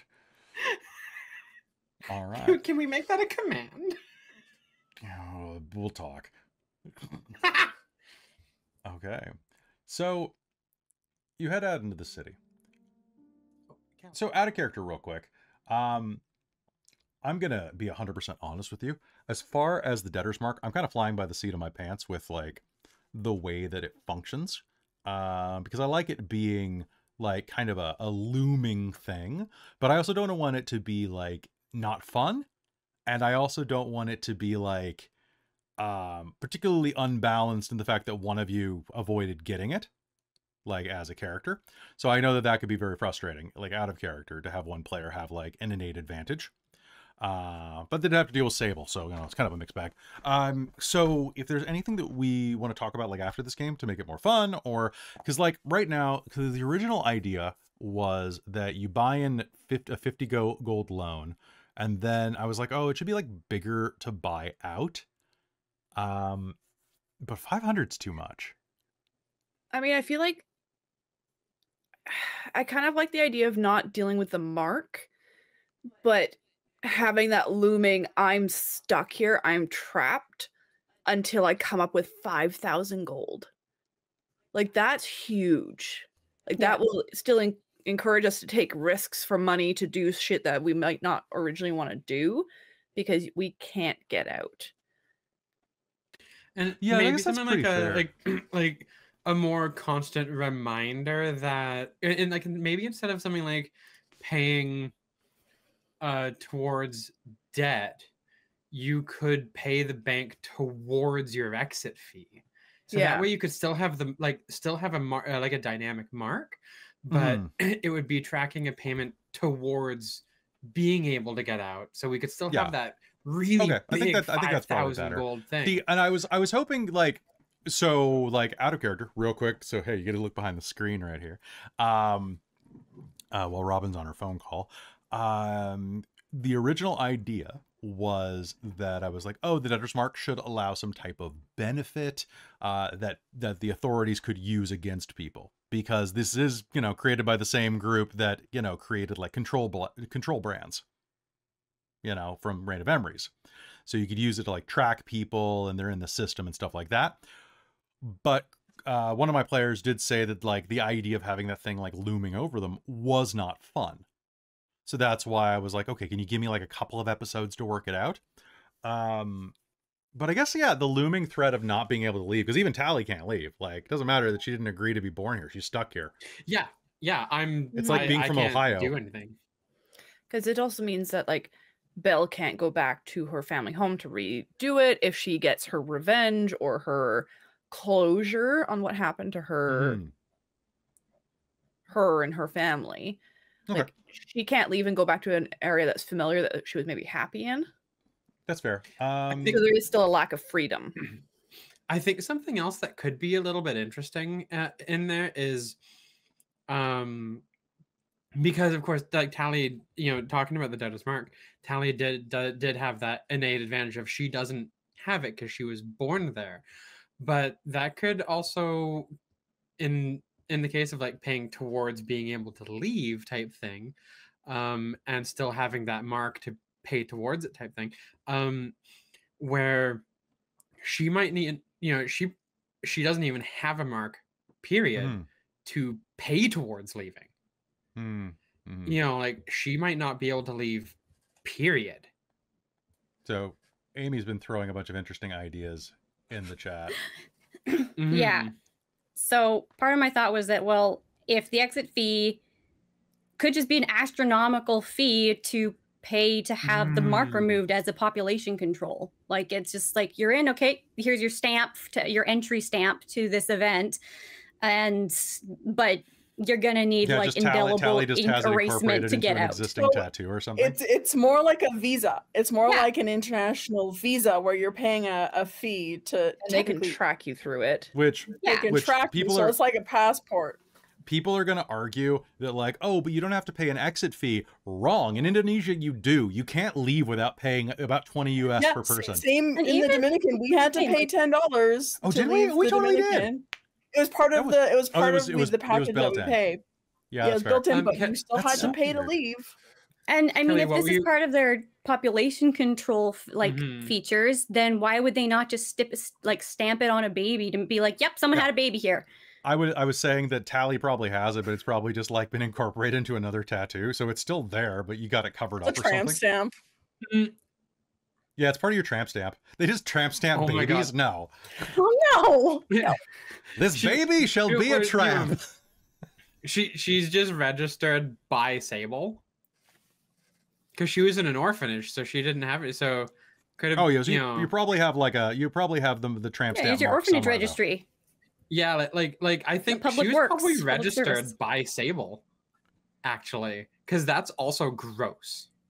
That's fair. So think about where the mark is then that just doesn't have like a payment fee attached to it. Part of the remove, and then part of that exit fee is also just the cost to have it removed, because the wizards are like, I can charge as much as I want because otherwise they can't get it off. That means that you also have illicit people who basically are like tattoo breakers. Yeah.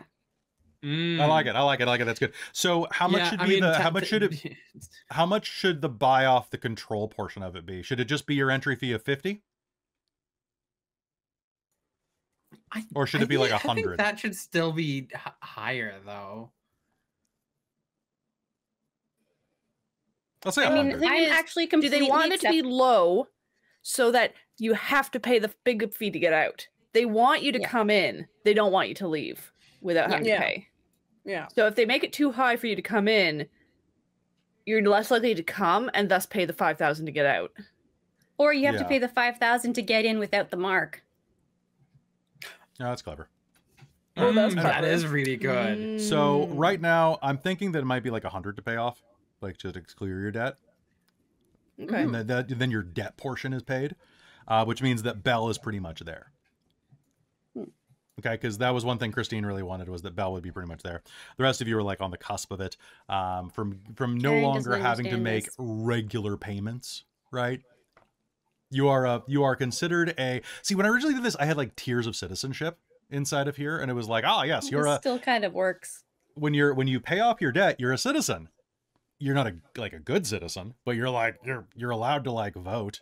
Or, I mean, if that's just how much it is to get rid of the mark, then yeah, 5,000 is still way more than anyone can afford in their life, considering the normal, like.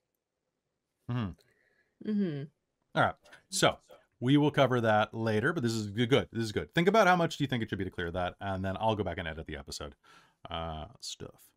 Meanwhile, I think Sable's marks were literally a garter tattoo. Well, there you go. It's the gilded garter. It's so gilded garter. yeah, Tally has a garter tattoo on her leg, on her thigh.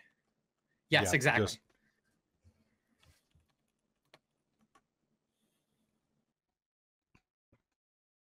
All right, so let's cut back in here. Thanks for the talk, guys. I appreciate it.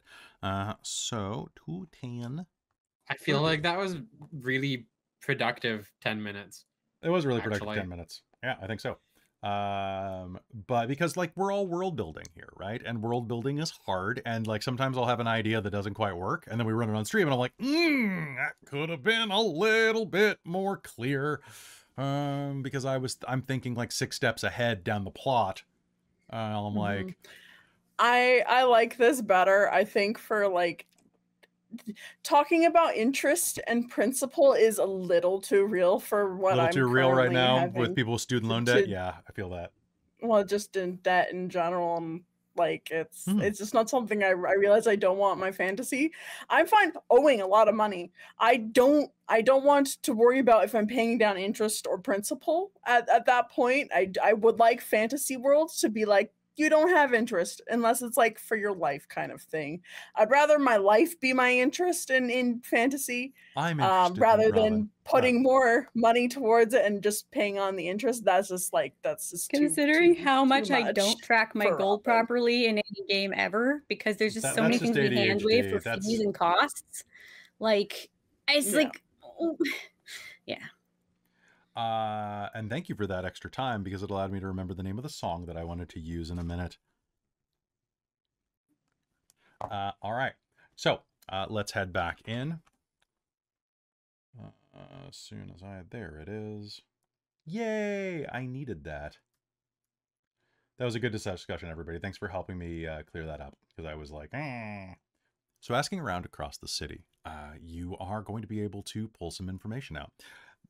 Talina, you are going to head, I said it was Orichalcum Row that had a number of people who were right next to the gate. So, Orichalcum Row, you could check in around a couple places. Now, it's still very, like, about half of it's closed down from the explosion yesterday and the trouble that had emerged there. Obviously, the Chancellor is still closed, as are many of the local areas there. But you are going to have a really good time meeting up with somebody who knows a lot of information. And that is inside of the local convenience store, Howdy. So you all make your way to this convenience store. The door slides open in front of you. Actually, because why not? It's Howdy. Of course it has those doors. Heading inside, you can see that it is a picture the Western version of a Japanese convenience store.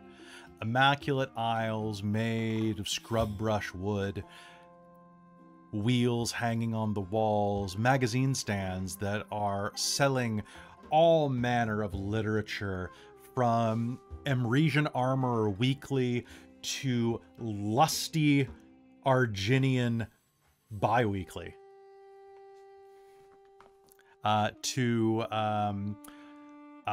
There is a fantastic series of books on sale there as well. Trashy romance novels, historical literature, the rise of the Nebrian Order, the fall of the Nebrian Order, and the return of the Nebrian Order are all located in sequence there that describe the events that led to the country of Nebria falling, going into mercenary work, and then returning to reclaim their homeland and eventual expansion over the halfling homelands. It's a complete trilogy. That's good. So you're going to see that there's also a number of beverages everywhere. There are refreshing drinks, uncommon potions. Or pardon me, common potions are here, including juice that keeps you awake, as well as juice that helps you sleep, as well as fried chicken, and nope, that's fried siren. That's fried lizard meat, but still delicious. And behind the counter, you are going to see and make conversation with a multi-colored,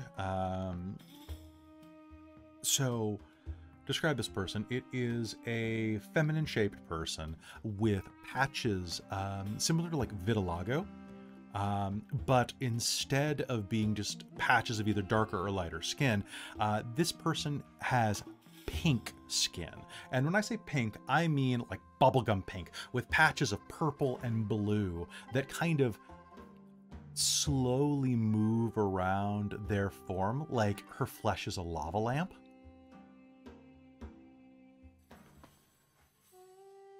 Now they smile and chat with you a little bit. They have a little name tag that says Talks. There it is. Talks. And looks very tired at the moment. Natalie, you were going in and having a conversation, and they say, yeah, so as far as I know, yeah, there's going to be some type of, there's a caravan leaving in about 2 days. It looks like a whiskey delivery from Wisteria and Whiskey, along with some merchant stuff going out of Living Steel Armory and Pawn.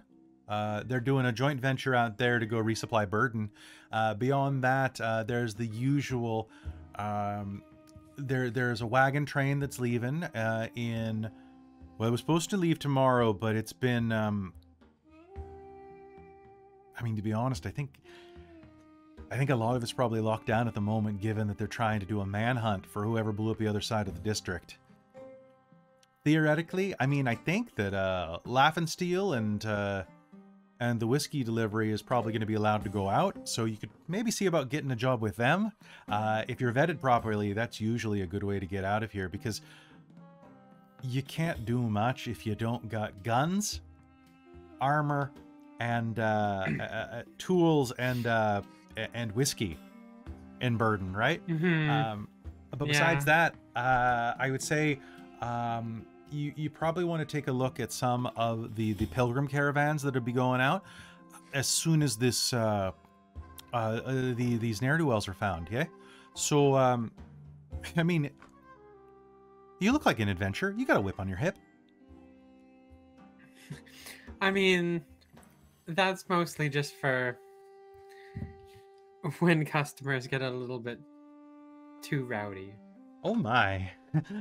What kind of business are you? So you're not an adventurer? No, I work at some of the taverns in town. Oh, that's fair. Oh no, were you over at the Chancellor when it almost got blown up? No, thankfully. Well, that's good. That was a right awful thing to have happen. Well, if any of you know any adventurers, maybe you should hire them to go hunt down whoever did the booming or bombing. Fair enough. But yeah, I mean, I know a couple of adventurers. Oh yeah, they're also looking to, yeah, they've got business up in Burden, so they're trying to get up there too. So fair. You know, it's kind of like you win some, you lose some, right? And I figure, well, I'm not doing much down here. I might as well, I might as well go try my hand at being an adventurer, right? Like it's exciting, it's fun. Oh yeah, absolutely. I would think so anyway. I've never been an adventurer. That would be foolish. Why would I be working at a convenience store, hey? Yeah, I mean, it's honestly, it's better than some of the jobs I've had, I'm sure. Oh yeah, well, I mean, we're always hiring. God, are you looking for a job? I would hire you right now if I was the manager, but unfortunately I ain't. But look, and they look at you with like customer service eyes, just the deep, hollowed out. I'll hire you. I'll pay you under the table to take a job here. I'll give you an extra 5 copper on the hour. Look, I can't... Listen, lady, I can't keep pulling triple shifts. It's gonna kill me. I mean, what do you make? What do you make an hour?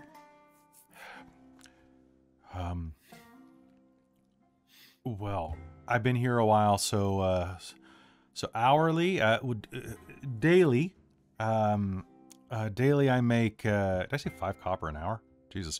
I'm gonna back off that one. I'll pay you extra an hour.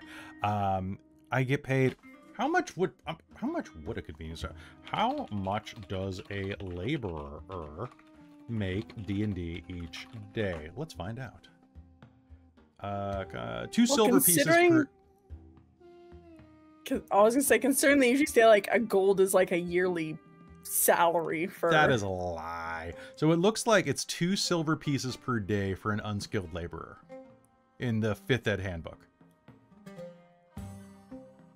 I'm gonna definitely have to look at that debtor's mark thing and do some math, because I think I'm dealing with 3rd ed like coin differences in my head. So let's say that silver piece is basically equivalent to $200, right? Or a silver piece is equivalent to about $100, which means a copper is equivalent to $10. So to get paid about $200 a day, that means you work 8 hours. That seems pretty high for a convenience store. Yeah. Yeah, we'll say 1 point. We'll say 1.5. So let's do the math. 1.5. So 150 divided by 8. Well, local is you get 1.8 coppers per hour, but I'd give you up to 2. Oh, well, don't think I can leave what I'm doing right now to come and work here, unfortunately. You seem really nice. But what I can do is maybe help you out a little bit. And she's gonna slide over 10 gold to her, to them. Be like, why don't you go get yourself something nice?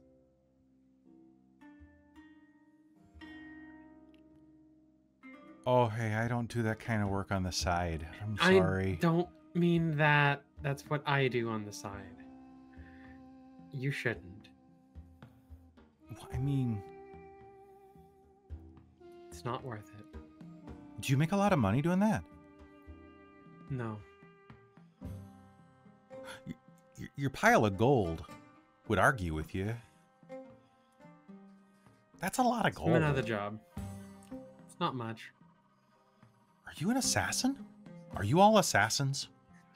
No, no, no, no. No.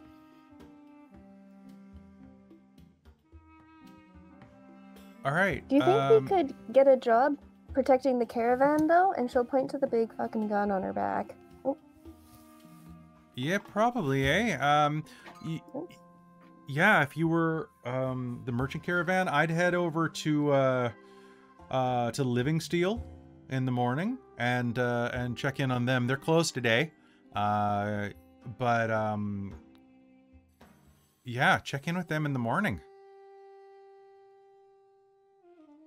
You got a couple days before it leaves for sure. But I actually, you know, lucky for you, I actually spoke with one of the Living Steels earlier today. They came in to buy some produce. Sweetest feller. Actually, kind of looks like you. Miss Warforged. Yeah, big tall guy. Warforged, just like you. Has all sorts of filigree around the side of his jaw. Kind of looks like a beard, but it's just etching. You're handsome folk. Thank you. I'll talk to them. Oh yeah, you totally should. I just call him Mr. Living Steel, so I actually don't know his first name, but they're closed today for some type of elven religious thing. I don't follow it, but yeah. Best of luck to you. If you need any help finding anything, just let me know. In the meanwhile, your boy just came up with like 50 things that you can find in here. So if anybody's shopping around, go ahead and roll me D percentiles and have it, please. Hell yeah. If you ever ask me to roll D percentiles, I will absolutely have it. Right? So. Oh, it's yeah. So good. Also, It's so she's good. absolutely going to take some wake-up juice. All right, Or wake up juice. It is. So yeah, some wakey juice. Okay, that is gonna be.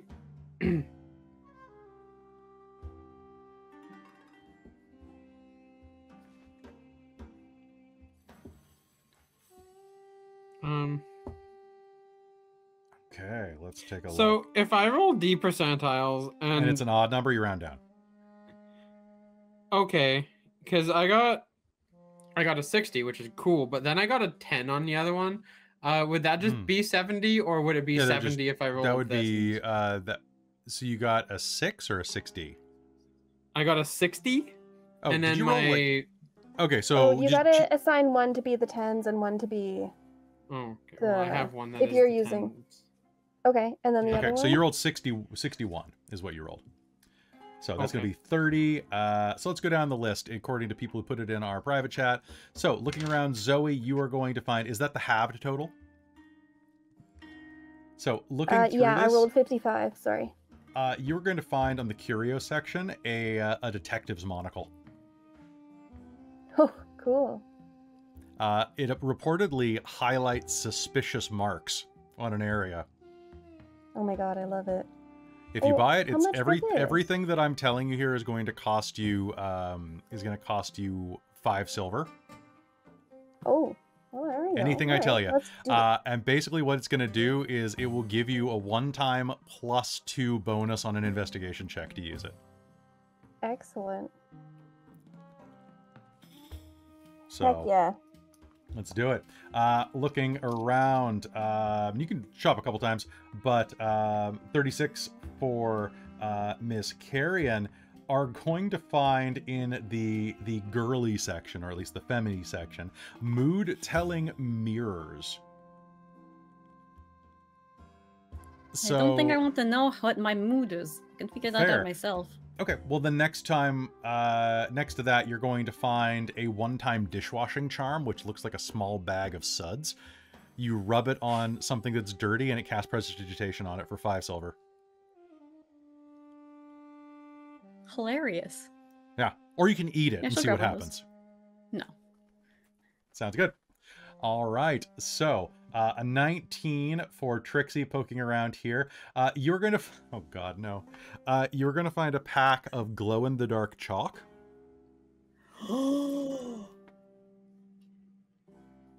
It glows in the dark, so it basically will allow you to mark up a dungeon once.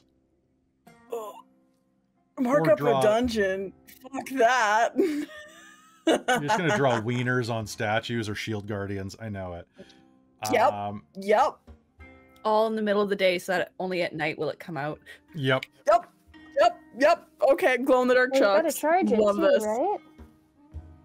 Well, the Yeah, dark needs to be exactly. charged first. Okay, Yeah. so 30. So you are going to look around, and with that, Talina, you're going to find an instant fireplace stone in the home garden section, or the home and garden section. It creates a fire for 2 hours. It's basically like a flare, but it's just like you just crack this little brittle rock in half, and it starts a fire about the size of a fireplace that burns for 2 hours without fuel.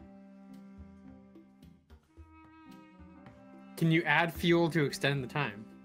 Yeah, of course. You can add, it's fire.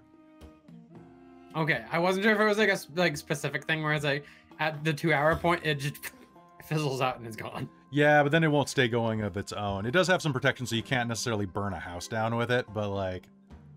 Oh, okay. I like that now you're not. Now you're to the point. It always stays like a low temperature. It's like a low burning fire, so it never It's a would low burn catch. fire, you know. It's unionized. But it's low enough temperature, it also doesn't warm you up. It's just So- a I gotta say, Christine, it looks like Belle is going to go and find something that is in the more expensive section. It's not just a curio. You're going to find something that is 5 gold pieces. It is a small brass statue of a rooster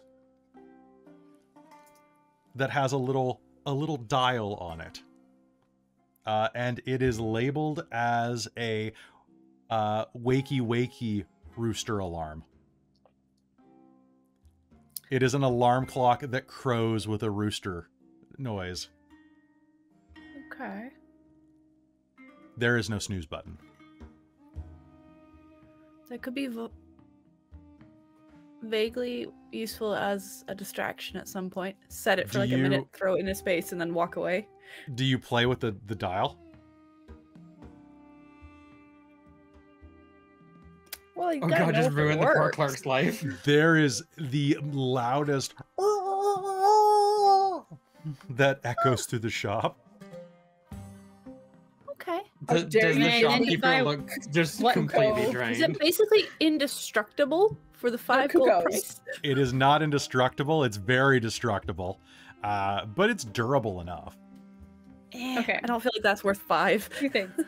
One, I'm imagining that it briefly comes to life and runs around just so that you can't grab it and shut it up, because that's But- hysterical. Okay, I'll allow that. I'll allow that. It runs like the around a rolling specific alarms? location in a circle. Yeah. Yes, like the Yeah, when rolling you're trying to alarms, wake up and yeah. it's just screeching. And 2, does Carrion is Carrion able to identify what type of chicken rooster call that is? Yeah, it's a master cock. Okay. Yeah, or sorry, cockmaster. Yeah. So I mean, you can look for more stuff. Zoe's looking for more stuff. Zoe's going over, and of course, Zoe would immediately head over to the snacks and drink section where there is fairy Nice. floss cotton candy. Oh, that's fun. Is this your special? Oh yeah, that's pretty good actually. Do remember to keep it on the string though. It's got a central spoke inside that's holding it together, and as you pull it off the rack, it's going to start floating. Ooh. Oh, my. It's Ooh, I pretty. think It's this pretty one as well. tasty, and inside it kind of looks like a jack, like from like the game Jacks. Yeah. That's like stabbing into all of it at the center, almost like a little morning star holding it all together. I love it. All right, so who amazing. is next then? So looking around some more. Trixie, you are going to find... Oh, for 5 silver, it's a self-updating magical calendar scroll. It updates the current month with daily with holidays and prophecies for the local area, and you can also write in your own special events that it'll remember. It's like a day planner, but magical.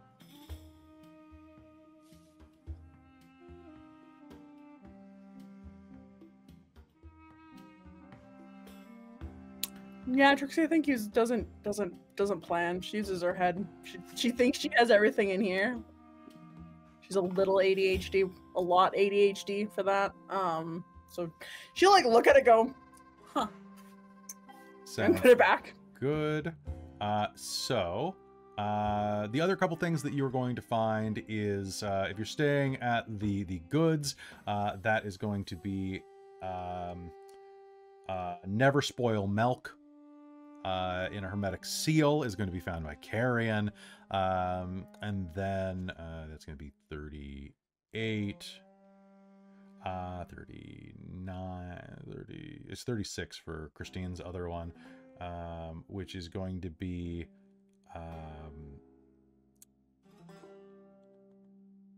a pocket rain cloud that when you open up the package, it will water whatever you push it in the direction of. Besides that, there's also quite a bit of different magazines and things like that. Looking around, if you'd like to, you can roll to see if there are any magazines or books that catch your fancy. Totally. Oh, Still percentiles? 100%. Go ahead and Yeah. just roll D100. I'm reformatting it Yeah. as a D100 table.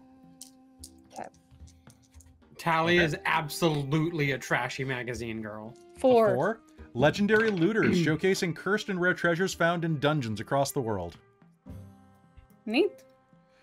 64 for Zoe. Zoe is going to be caught off guard. This is the only ethical use of ChatGPT. I'm gonna put this out here. Do a bunch of dumb shit for me. Okay. Wow, it's really struggling. The Werewolf's Almanac tracks moon phases to avoid unwanted transformations. It Oh. also teaches you where not to grow wolfsbane. Oh. Oh, that Uh, would be useful. Right. Famous Familiars is what Trixie's going to find, which has profiles of the cutest, rarest, and most mischievous familiars, including the land shark.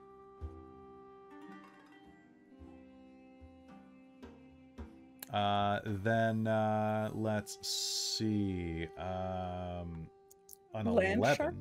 Land shark, yeah. You say? Yeah, the legendary land shark familiar. You are going... Talina's going to find Mage Monthly, which has the latest trends in spellcasting and magical innovations, as well as a pinup section. Christine, were you looking through anything like that? I think Belle was just kind of randomly browsing, not really looking too hard anymore.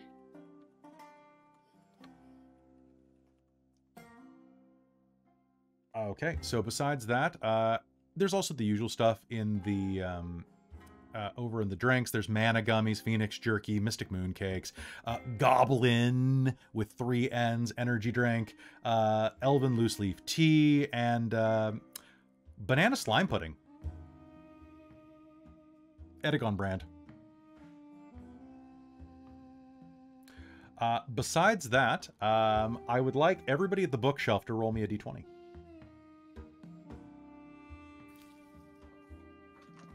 Guess what I got my nat 20 on for the game? Guess what I rolled? Kelly's favorite numbers. That's what I got 69. my nat 1 on for the game. So, I rolled a 4. I rolled a 3. okay, I'm going to end with Amy on this one because as you are looking through here, each one of these books does cost 5 silver if you would like to take it. So, starting at the bottom and working my way up, Zoe, right next to that, you're going to find a copy of the magazine Elven Elegance. It's a high society. It's the Vogue of elves, with fashion, scandalous court affairs. It talks about what the Arduce is wearing this season. Mirakel, what is he wearing? Who is he with? Who's on our Arduce's arm? Oh my. How scandalous. I'll buy it. Okay. Scandalous Scrolls is found by Trixie. Scandalous Scrolls is a mix of noble drama, secret affairs, and forbidden romances.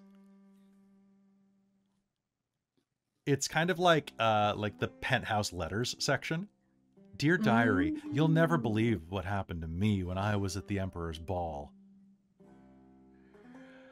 Then, of course, as a tabaxi with a cultured background, Belle, you're going to find The Satyr's Whisper, which is sensual and sexual poetry mixed with wild festival tales and stories of fae seduction. Fancy. Then, Tally, of course, The Moonlit Howl, a book of werewolf romance that includes hints on shapeshifter dating etiquette and always includes a section on proper protection so that you don't end up catching anything.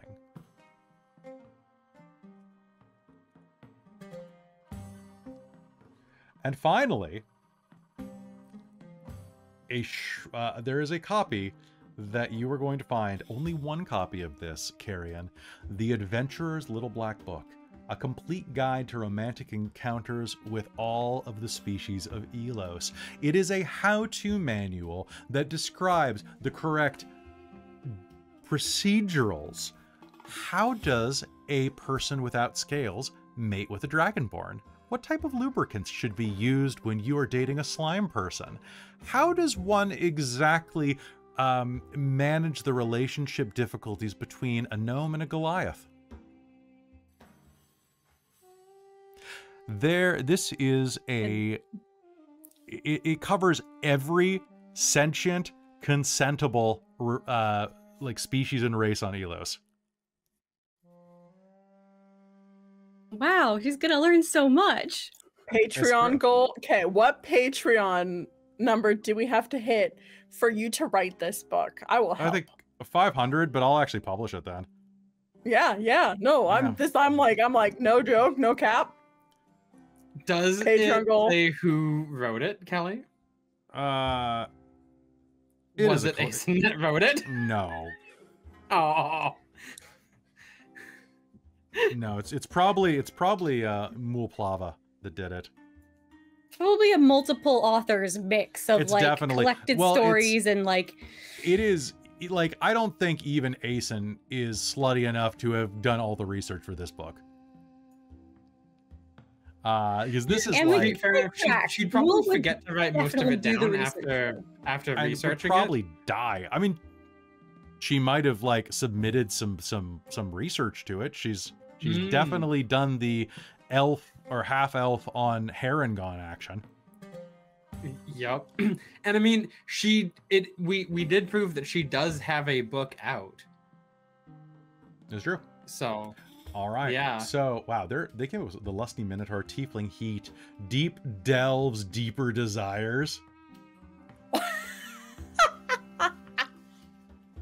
Oh, sorry, it's Dark Desires, but Deeper Desires is better. The Lusty Minotaur, Tales from the Succubus Salon, The Rogue's Affair, Can you Orcish put Passion. the full name of that little black book thing into the chat so that I can write it down? Sure, it's just the Yeah, Adventures right. of Little Black Important. Book.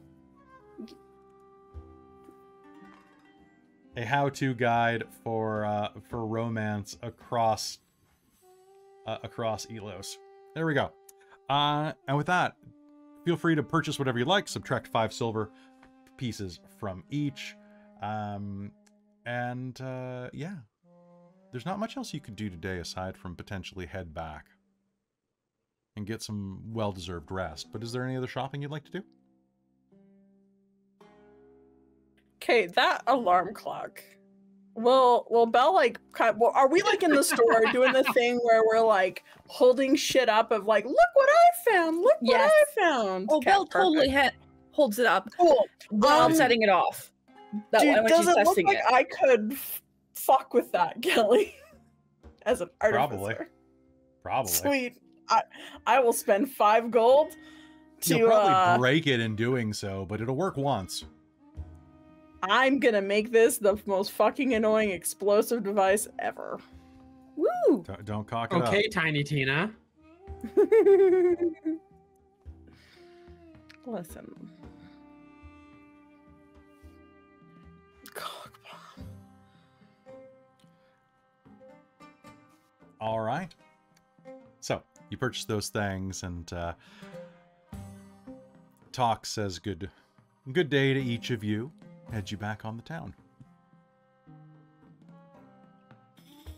It's getting to late afternoon at this point with all the stops you've made and all of the places that you've gone around to. What's next on the agenda? You know, I think Carrion's gonna advocate for. We did a lot this morning, and then we did a lot of chores. So, right, I'm good to turn in and just kind of go through our stuff and like regroup and just chat. Yeah, and I mean, I might see if I have any work tonight or not, but yeah, I would be very amenable to just having a lighter night. We did a lot. And like It's been a busy day. yeah, you got over this like Stockholm syndrome that you dealt with Sable. Thank you for saving assume me. it's some very heavy compartmentalization. It'll come back later, I'm sure. Yes, so I think we should take a break and you know, if you need to do that, we can And- start compartmentalizing and helping you through that if you go through that tonight, you know. And honestly, I kind of want to read some of this book. Carrion holds a little black book. Yeah, I'm So I gonna tinker Go ahead. with this alarm clock. we're going to do a smash cut and head back to the spare room. And in the spare room, up in the top floor of the Glory, I would like Carrion to do me a favor and roll me 2 more D100 percentiles. Sure. So as we smash cut back to y'all being in the top floor there, relaxing, maybe with some food that you picked up along the way, maybe with whatever dinner there was, you are going to... Is anybody busting open something to drink? Any wine or whiskey or vodka or anything like that? Elven loose leaf Absolutely. Absolutely. Tally Well. has a pack of fried sarn from the convenience store and just an entire bottle of like vodka. But like the cheap stuff. Oh god. That's always Nice. terrifying. All right. So looking through the book, you are going to find... Oh no. 57... Please be... You know, I was worried you weren't going to roll something bad. But thank you to Osric's Historic Histories for providing this.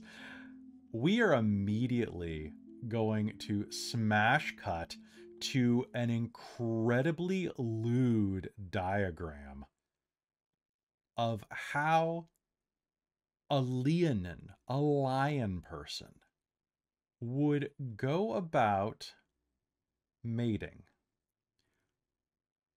with an honest to God fairy.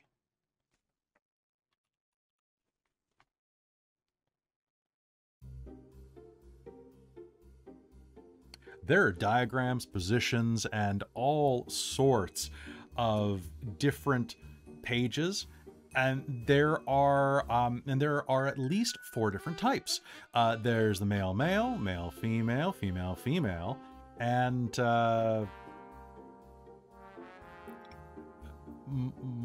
Any and all. Any and all, yeah. There's also like potential other options listed. Like sometimes how horoscopes have like, oh, you would be well matched. An Aquarius would go well with a Leo or a Virgo. Instead, it'll be like, if you're trying a Leonin, perhaps try a Tabaxi instead. Oh no. So I'm picturing Carrion just like doing like the L crouch kind of thing, like with the book open in one hand and like reaching out to like grab like from a bag of chips or something with the other, and then like missing the bag of chips periodically as she's just kind of like, how? Like,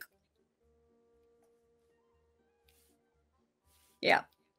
This is very funny in my head. Trixie's gonna try and be reading over Carrion's shoulder while also like tinkering on the floor behind her. And at that moment as well, Tally is probably gonna step behind, look down, see what's there, and just be like, "If you need any help with that, Trixie's the one to ask. Don't come to me." Yeah. Can you flip to the goblin section? I'm curious what they have there. Let's they don't really have this organized in any of like functional way. Oh, that is not true I think at all. it's by size. It has a very specific system that I am not going to explain to you. Carrion doesn't get it. Don't worry about it. It's fine. You know what? So she's flipping through and she'll eventually get to the goblin section. Cool. The first thing that the goblin is being paired with is a...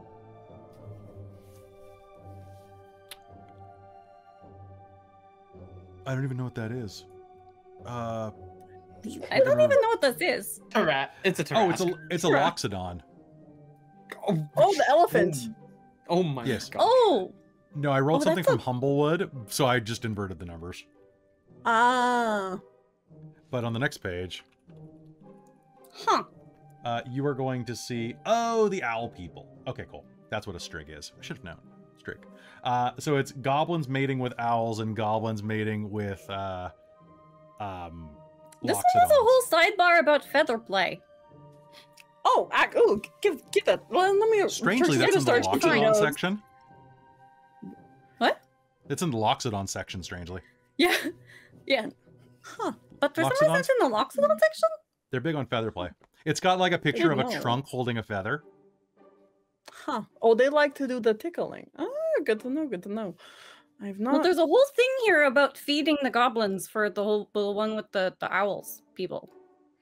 Oh yeah, yeah. I've had a few Alan clients. They were very into that specifically. It was all right. The other thing that you're going to read in the margins there is that you should always be good to a Loxodon lover because they never forget. Whoa. Don't want to be a heartbreaker, clearly. No. So what are Zoe and Belle doing while this perversion is happening over on one of the beds? Or near the beds, at least. Would you like some tea? We could see how these elven tea leaves hold up. Oh, that would be nice. Excellent. I will start the kettle. Oh, I took my gloves off. Sounds good. All right. The tea is absolutely beautiful. All the while, you can hear that Trixie is making strides on tinkering with the alarm clock. Did you roll for tinkering? I did. I just sent a photo because you're like, yes, so I rolled it off camera, like not while I was in the scene. I just sent a photo to the group because I rolled a nat 20. Oh my god. That's beautiful. So that would be... Be sure to document that. Yep. Tinker's a sleight of hand. That's 27. All right, you're going to get this thing... how are you trying to modify it? So, I have alchemist tools. Okay. So, and I have a smoke bomb. Are you going to have with like my it like thing. froth at the mouth? You're going to have like a foaming cock? Yeah, like a foaming cock that like basically is like a moving foaming fog machine cock. Okay. Yeah. Do you install some type of reservoir for this stuff at the base, or? Yeah. I put it at the Alright. base, in That the sounds good. legs because they're nice and have like the legs will look a little bit more puffy, a little bit more rounder. Yep, that makes sense. Yeah. Okay. So yeah, you're absolutely gonna do that, and it's gonna start going before you like mute it. You're like, you got it working. I thought it It's didn't like- have a snooze. It didn't, but she installed an off button. Mhm. Fair, good point. She got a nat 20. I'll allow it.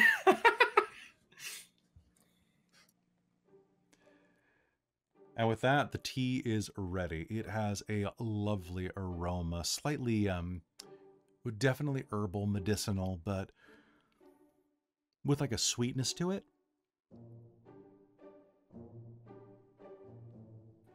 Here, why don't you try some first? She'll pour you some first. I think Belle is just going to sit there and enjoy the aroma of what you're pouring. Yeah, sounds good. Because it's probably amazing. She's gonna look over at the others. They seem... Well, perhaps they'd like some too. And she'll find a serving tray somewhere and pour more for them. Would you all like some, tea with your, reading materials? Oh, Yeah. Sure. There you go. Oops. There you go. then we can also have put a little bit of whiskey in there too. Yeah, at this point, Tally's Holds kind of up moved cup. like just Share? off onto her bed with her bucket of chicken and her vodka. And she just goes, you can see there's probably a good chunk of the bottle that's already missing. Yeah, it looks like coping. Now the night's getting kind of on. The lights from outside are flooding the room with a red light. It's getting on to about 9 or 10 at night.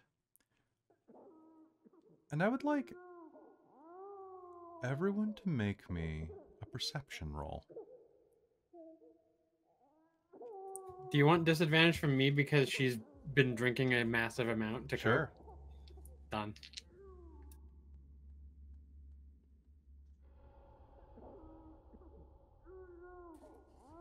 And this is perception, you said? It is perception.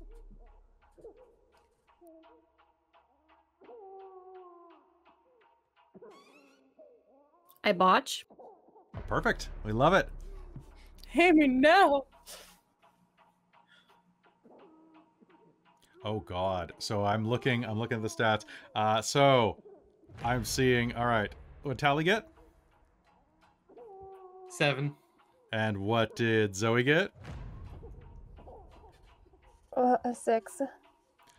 All right, and I guess that leaves a 16 from Trixie and a 23 from Belle.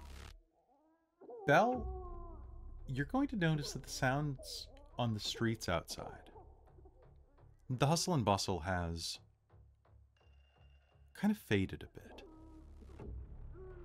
And you are hearing this echoing feeling, this sinking sensation. And you're going to hear it first. The sound of thumping. Like several people stumbling downstairs on the wooden floors. And at that point, do you stand up and look around? I think so, yeah. She'd look probably out the window. Looking out the window, you can see that there are 3 hooded individuals standing, looking up at your window.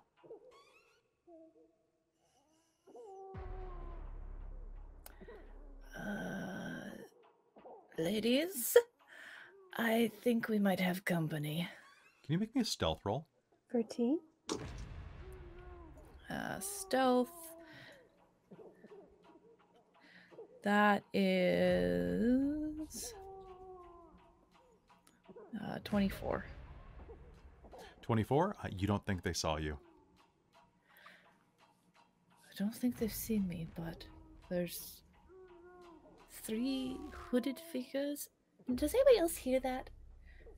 And that is when Trixie No? is going to be able to hear the sound. Oh. It's this strange noise. It sounds like a baby wailing. But beneath it, you hear the hum that follows a tuning fork. Deep vibrations. And Trixie, can you do me a favor and make me a Constitution saving throw, please? Uh-oh. Okay.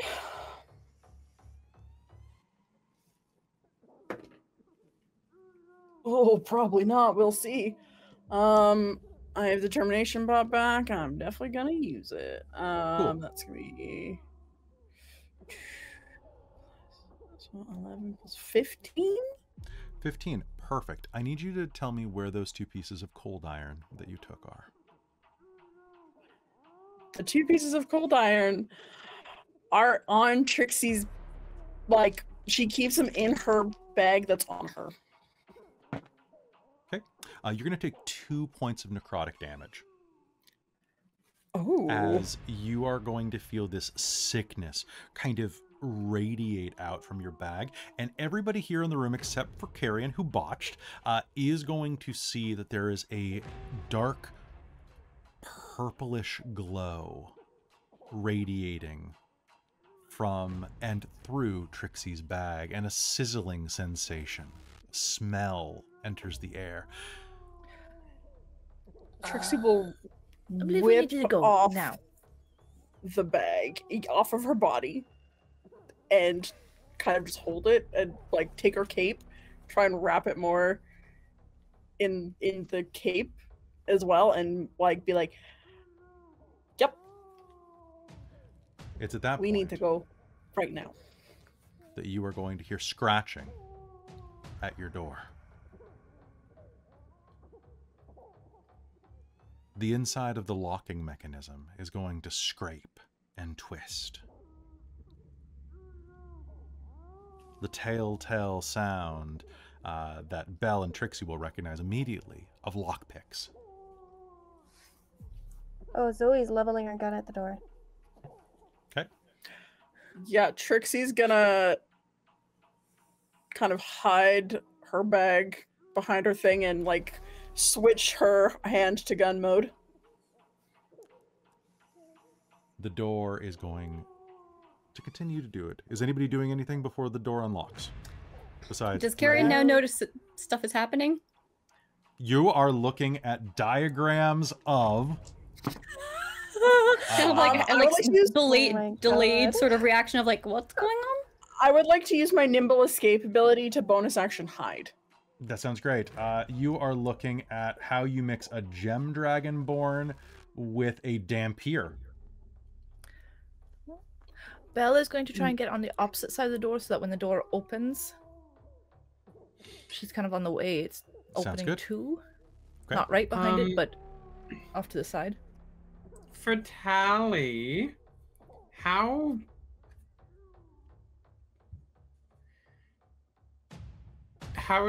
would she be? Do you want me to make a con check for how much she's been having for drink? Sure, go ahead. Give me a See how- Constitution save. How even, like. Oh, I add 5 to that. 10. 10. Okay, cool. You're considered poisoned, so you'll have disadvantage on your rolls until you vomit, basically. Then you'll be fine. Oh, okay. Or until you succeed a She- con check every 10 minutes. Okay, so she'll kind of like stumbly get up and be like, that doesn't sound right.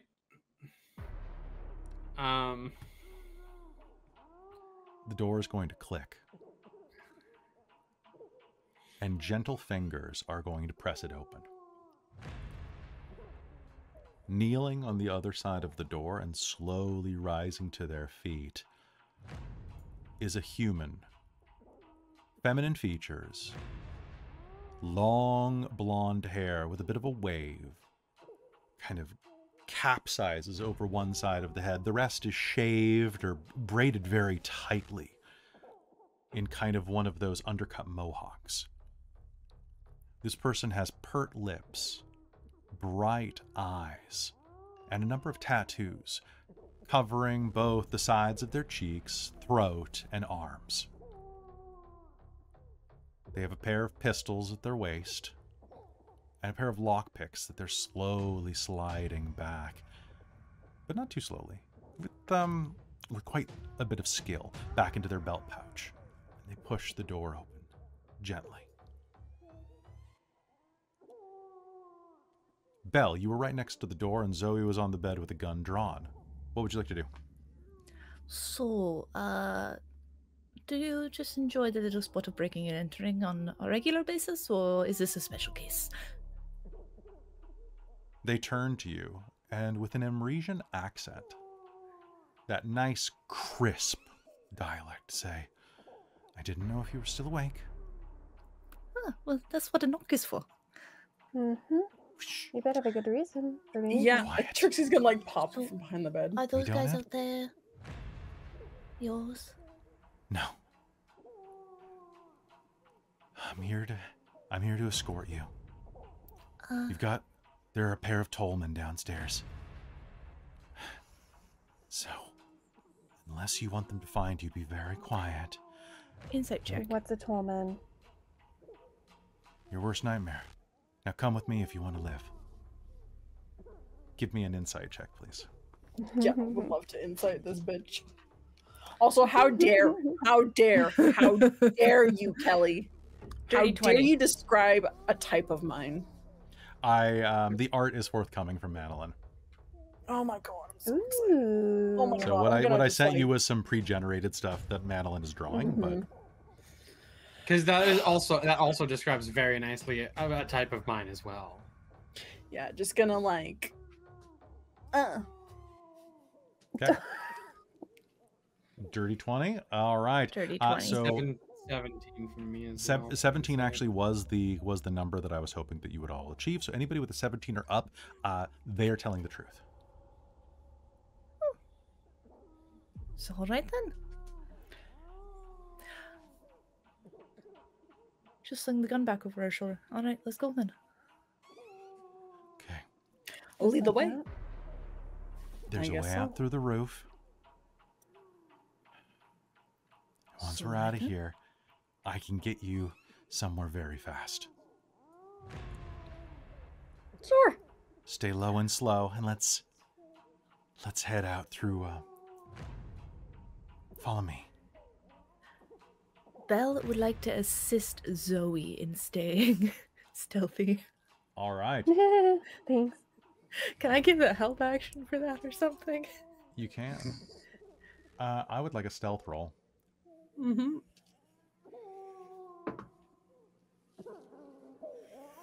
Is the cold iron still burning me? It is not burning anymore, but it's still glowing. Okay. Yeah, Trixie's trying to wrap it up in her cloak. Oh my god, I'm so sorry, guys. Didn't botch, but not great. Yeah, well, I rolled a 5. I rolled a So- 6, so...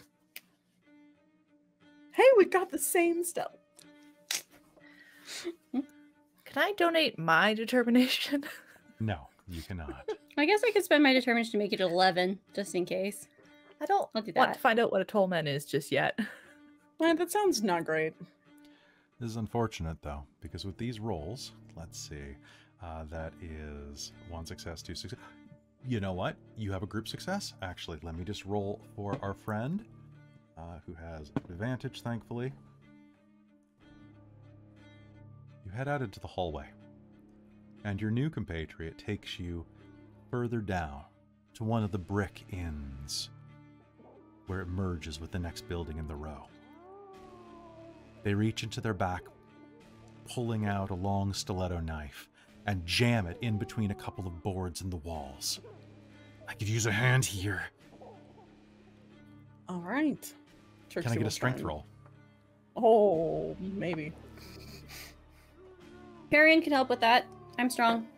Okay, give me a strength Good, check. because I rolled a 5 for my strength. Well, I rolled an 18, and I add to that, so 1 sec. So Perfect. if it's just straight Nice. strength, then it's a 22. Great. So Trixie tries to grab this wall panel that they've stabbed into, but Carrion reaches forward, grabs onto it, and pulls, and a section of the wall cracks open. You can see that it goes to a passageway. The area behind the walls in this.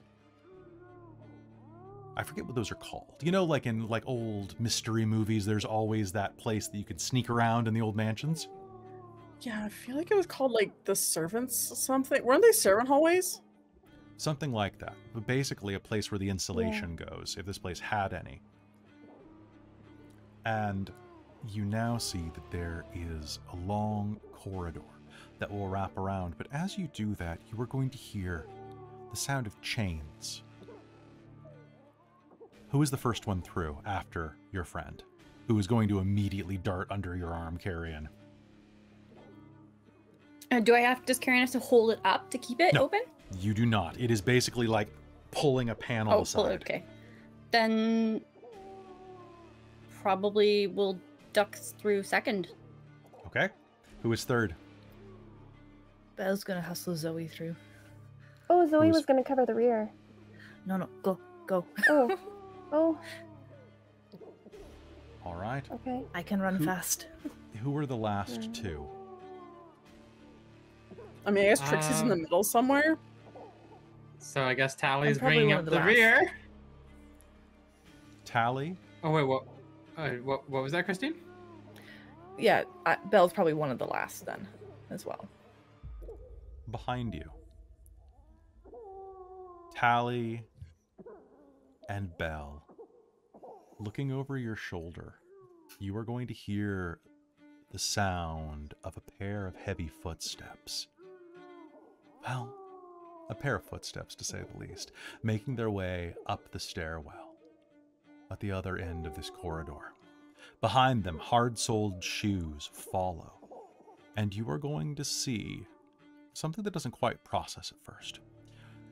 The individuals are lanky. They're as tall as an elf in full age, but starved. They're wearing leather armor that is form-fitting, so tight that with your cat eyes, you can see indentations in the leather from where it sucks in between the ribs. This leather is vacuumed to them. Today, it would probably be like a vinyl suit or a latex suit. But a pair of these gangly, long-limbed creatures with elven proportions, hip bones sharply contrasting against the leather, and bolted around their neck, you are going to see what looks like a bell-shaped, well, like an inverted bell, with a breathing mask at the front of it. It looks like they're wearing a mix between a diving helmet and a gramophone. Or perhaps a tuba? Some type of cone around that is rusted and decaying with necrotic energies. Around each of their throats is a riveted collar that connects to a chain.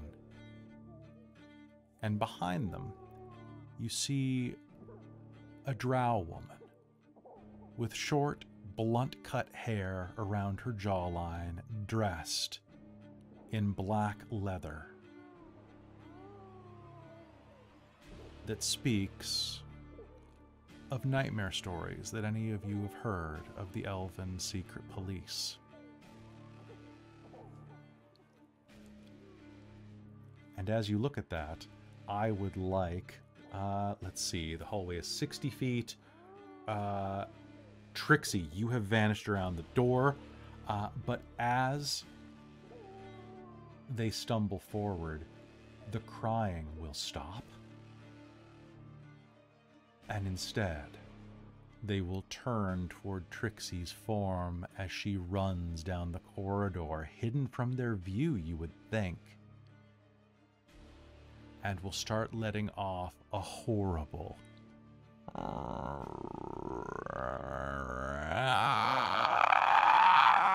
screeching noise. And do either of you speak Elven? No. Yes. Then you will hear the drow drop the chains, and in Elven say, "Go hunt." And I think that's where we're going to call today's episode. Oh my goodness. I love Concern. Oh no. Oh no. We're in danger. I You're turned in into danger. Frodo being hunted by the ring wraiths. Oh, I hope you like these guys. I built them during today's, I actually built their stats during today's game, or during today's world building. And Nice. I was worried that Robin was listening in the entire time on their cool abilities. No, I was packing by that point, so I was kind of Nice. half listening. Don't So love. yeah. Don't love in the No, slightest. no, don't.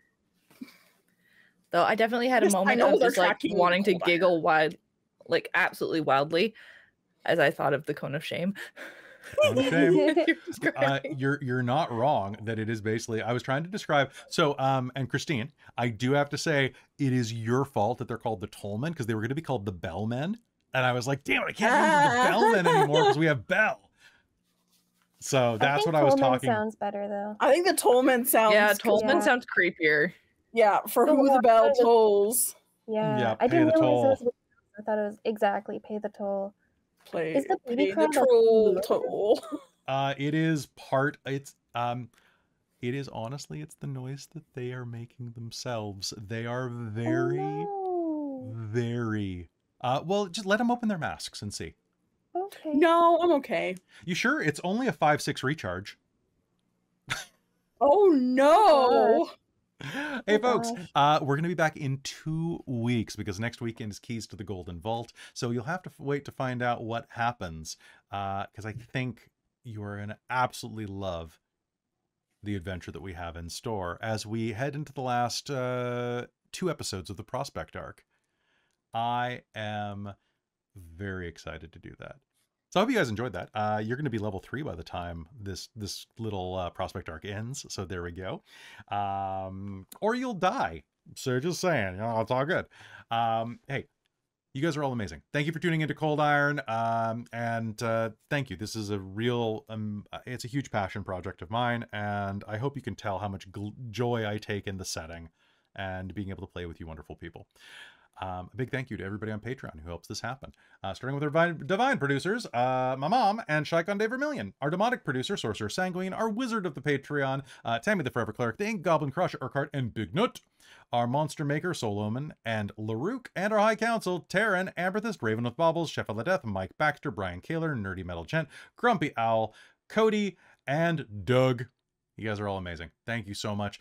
If you like what we do here, please consider joining the Patreon and supporting as we create more of this content. And I can work on putting out Cold Iron, stuff for you to use. Yes. And Soul, thank you for admitting you had nothing to do with the Tolman. Don't worry. I've got your stuff coming once they leave Prospect. But in Prospect, they got to deal with my thing. With that, we'll see you in 2 weeks. Everybody be sure to come back on Tuesday for Shards of Nirn. I can't wait to Which I will also potentially be late to. Oh my god. Oh my god. All right, we'll see you next time.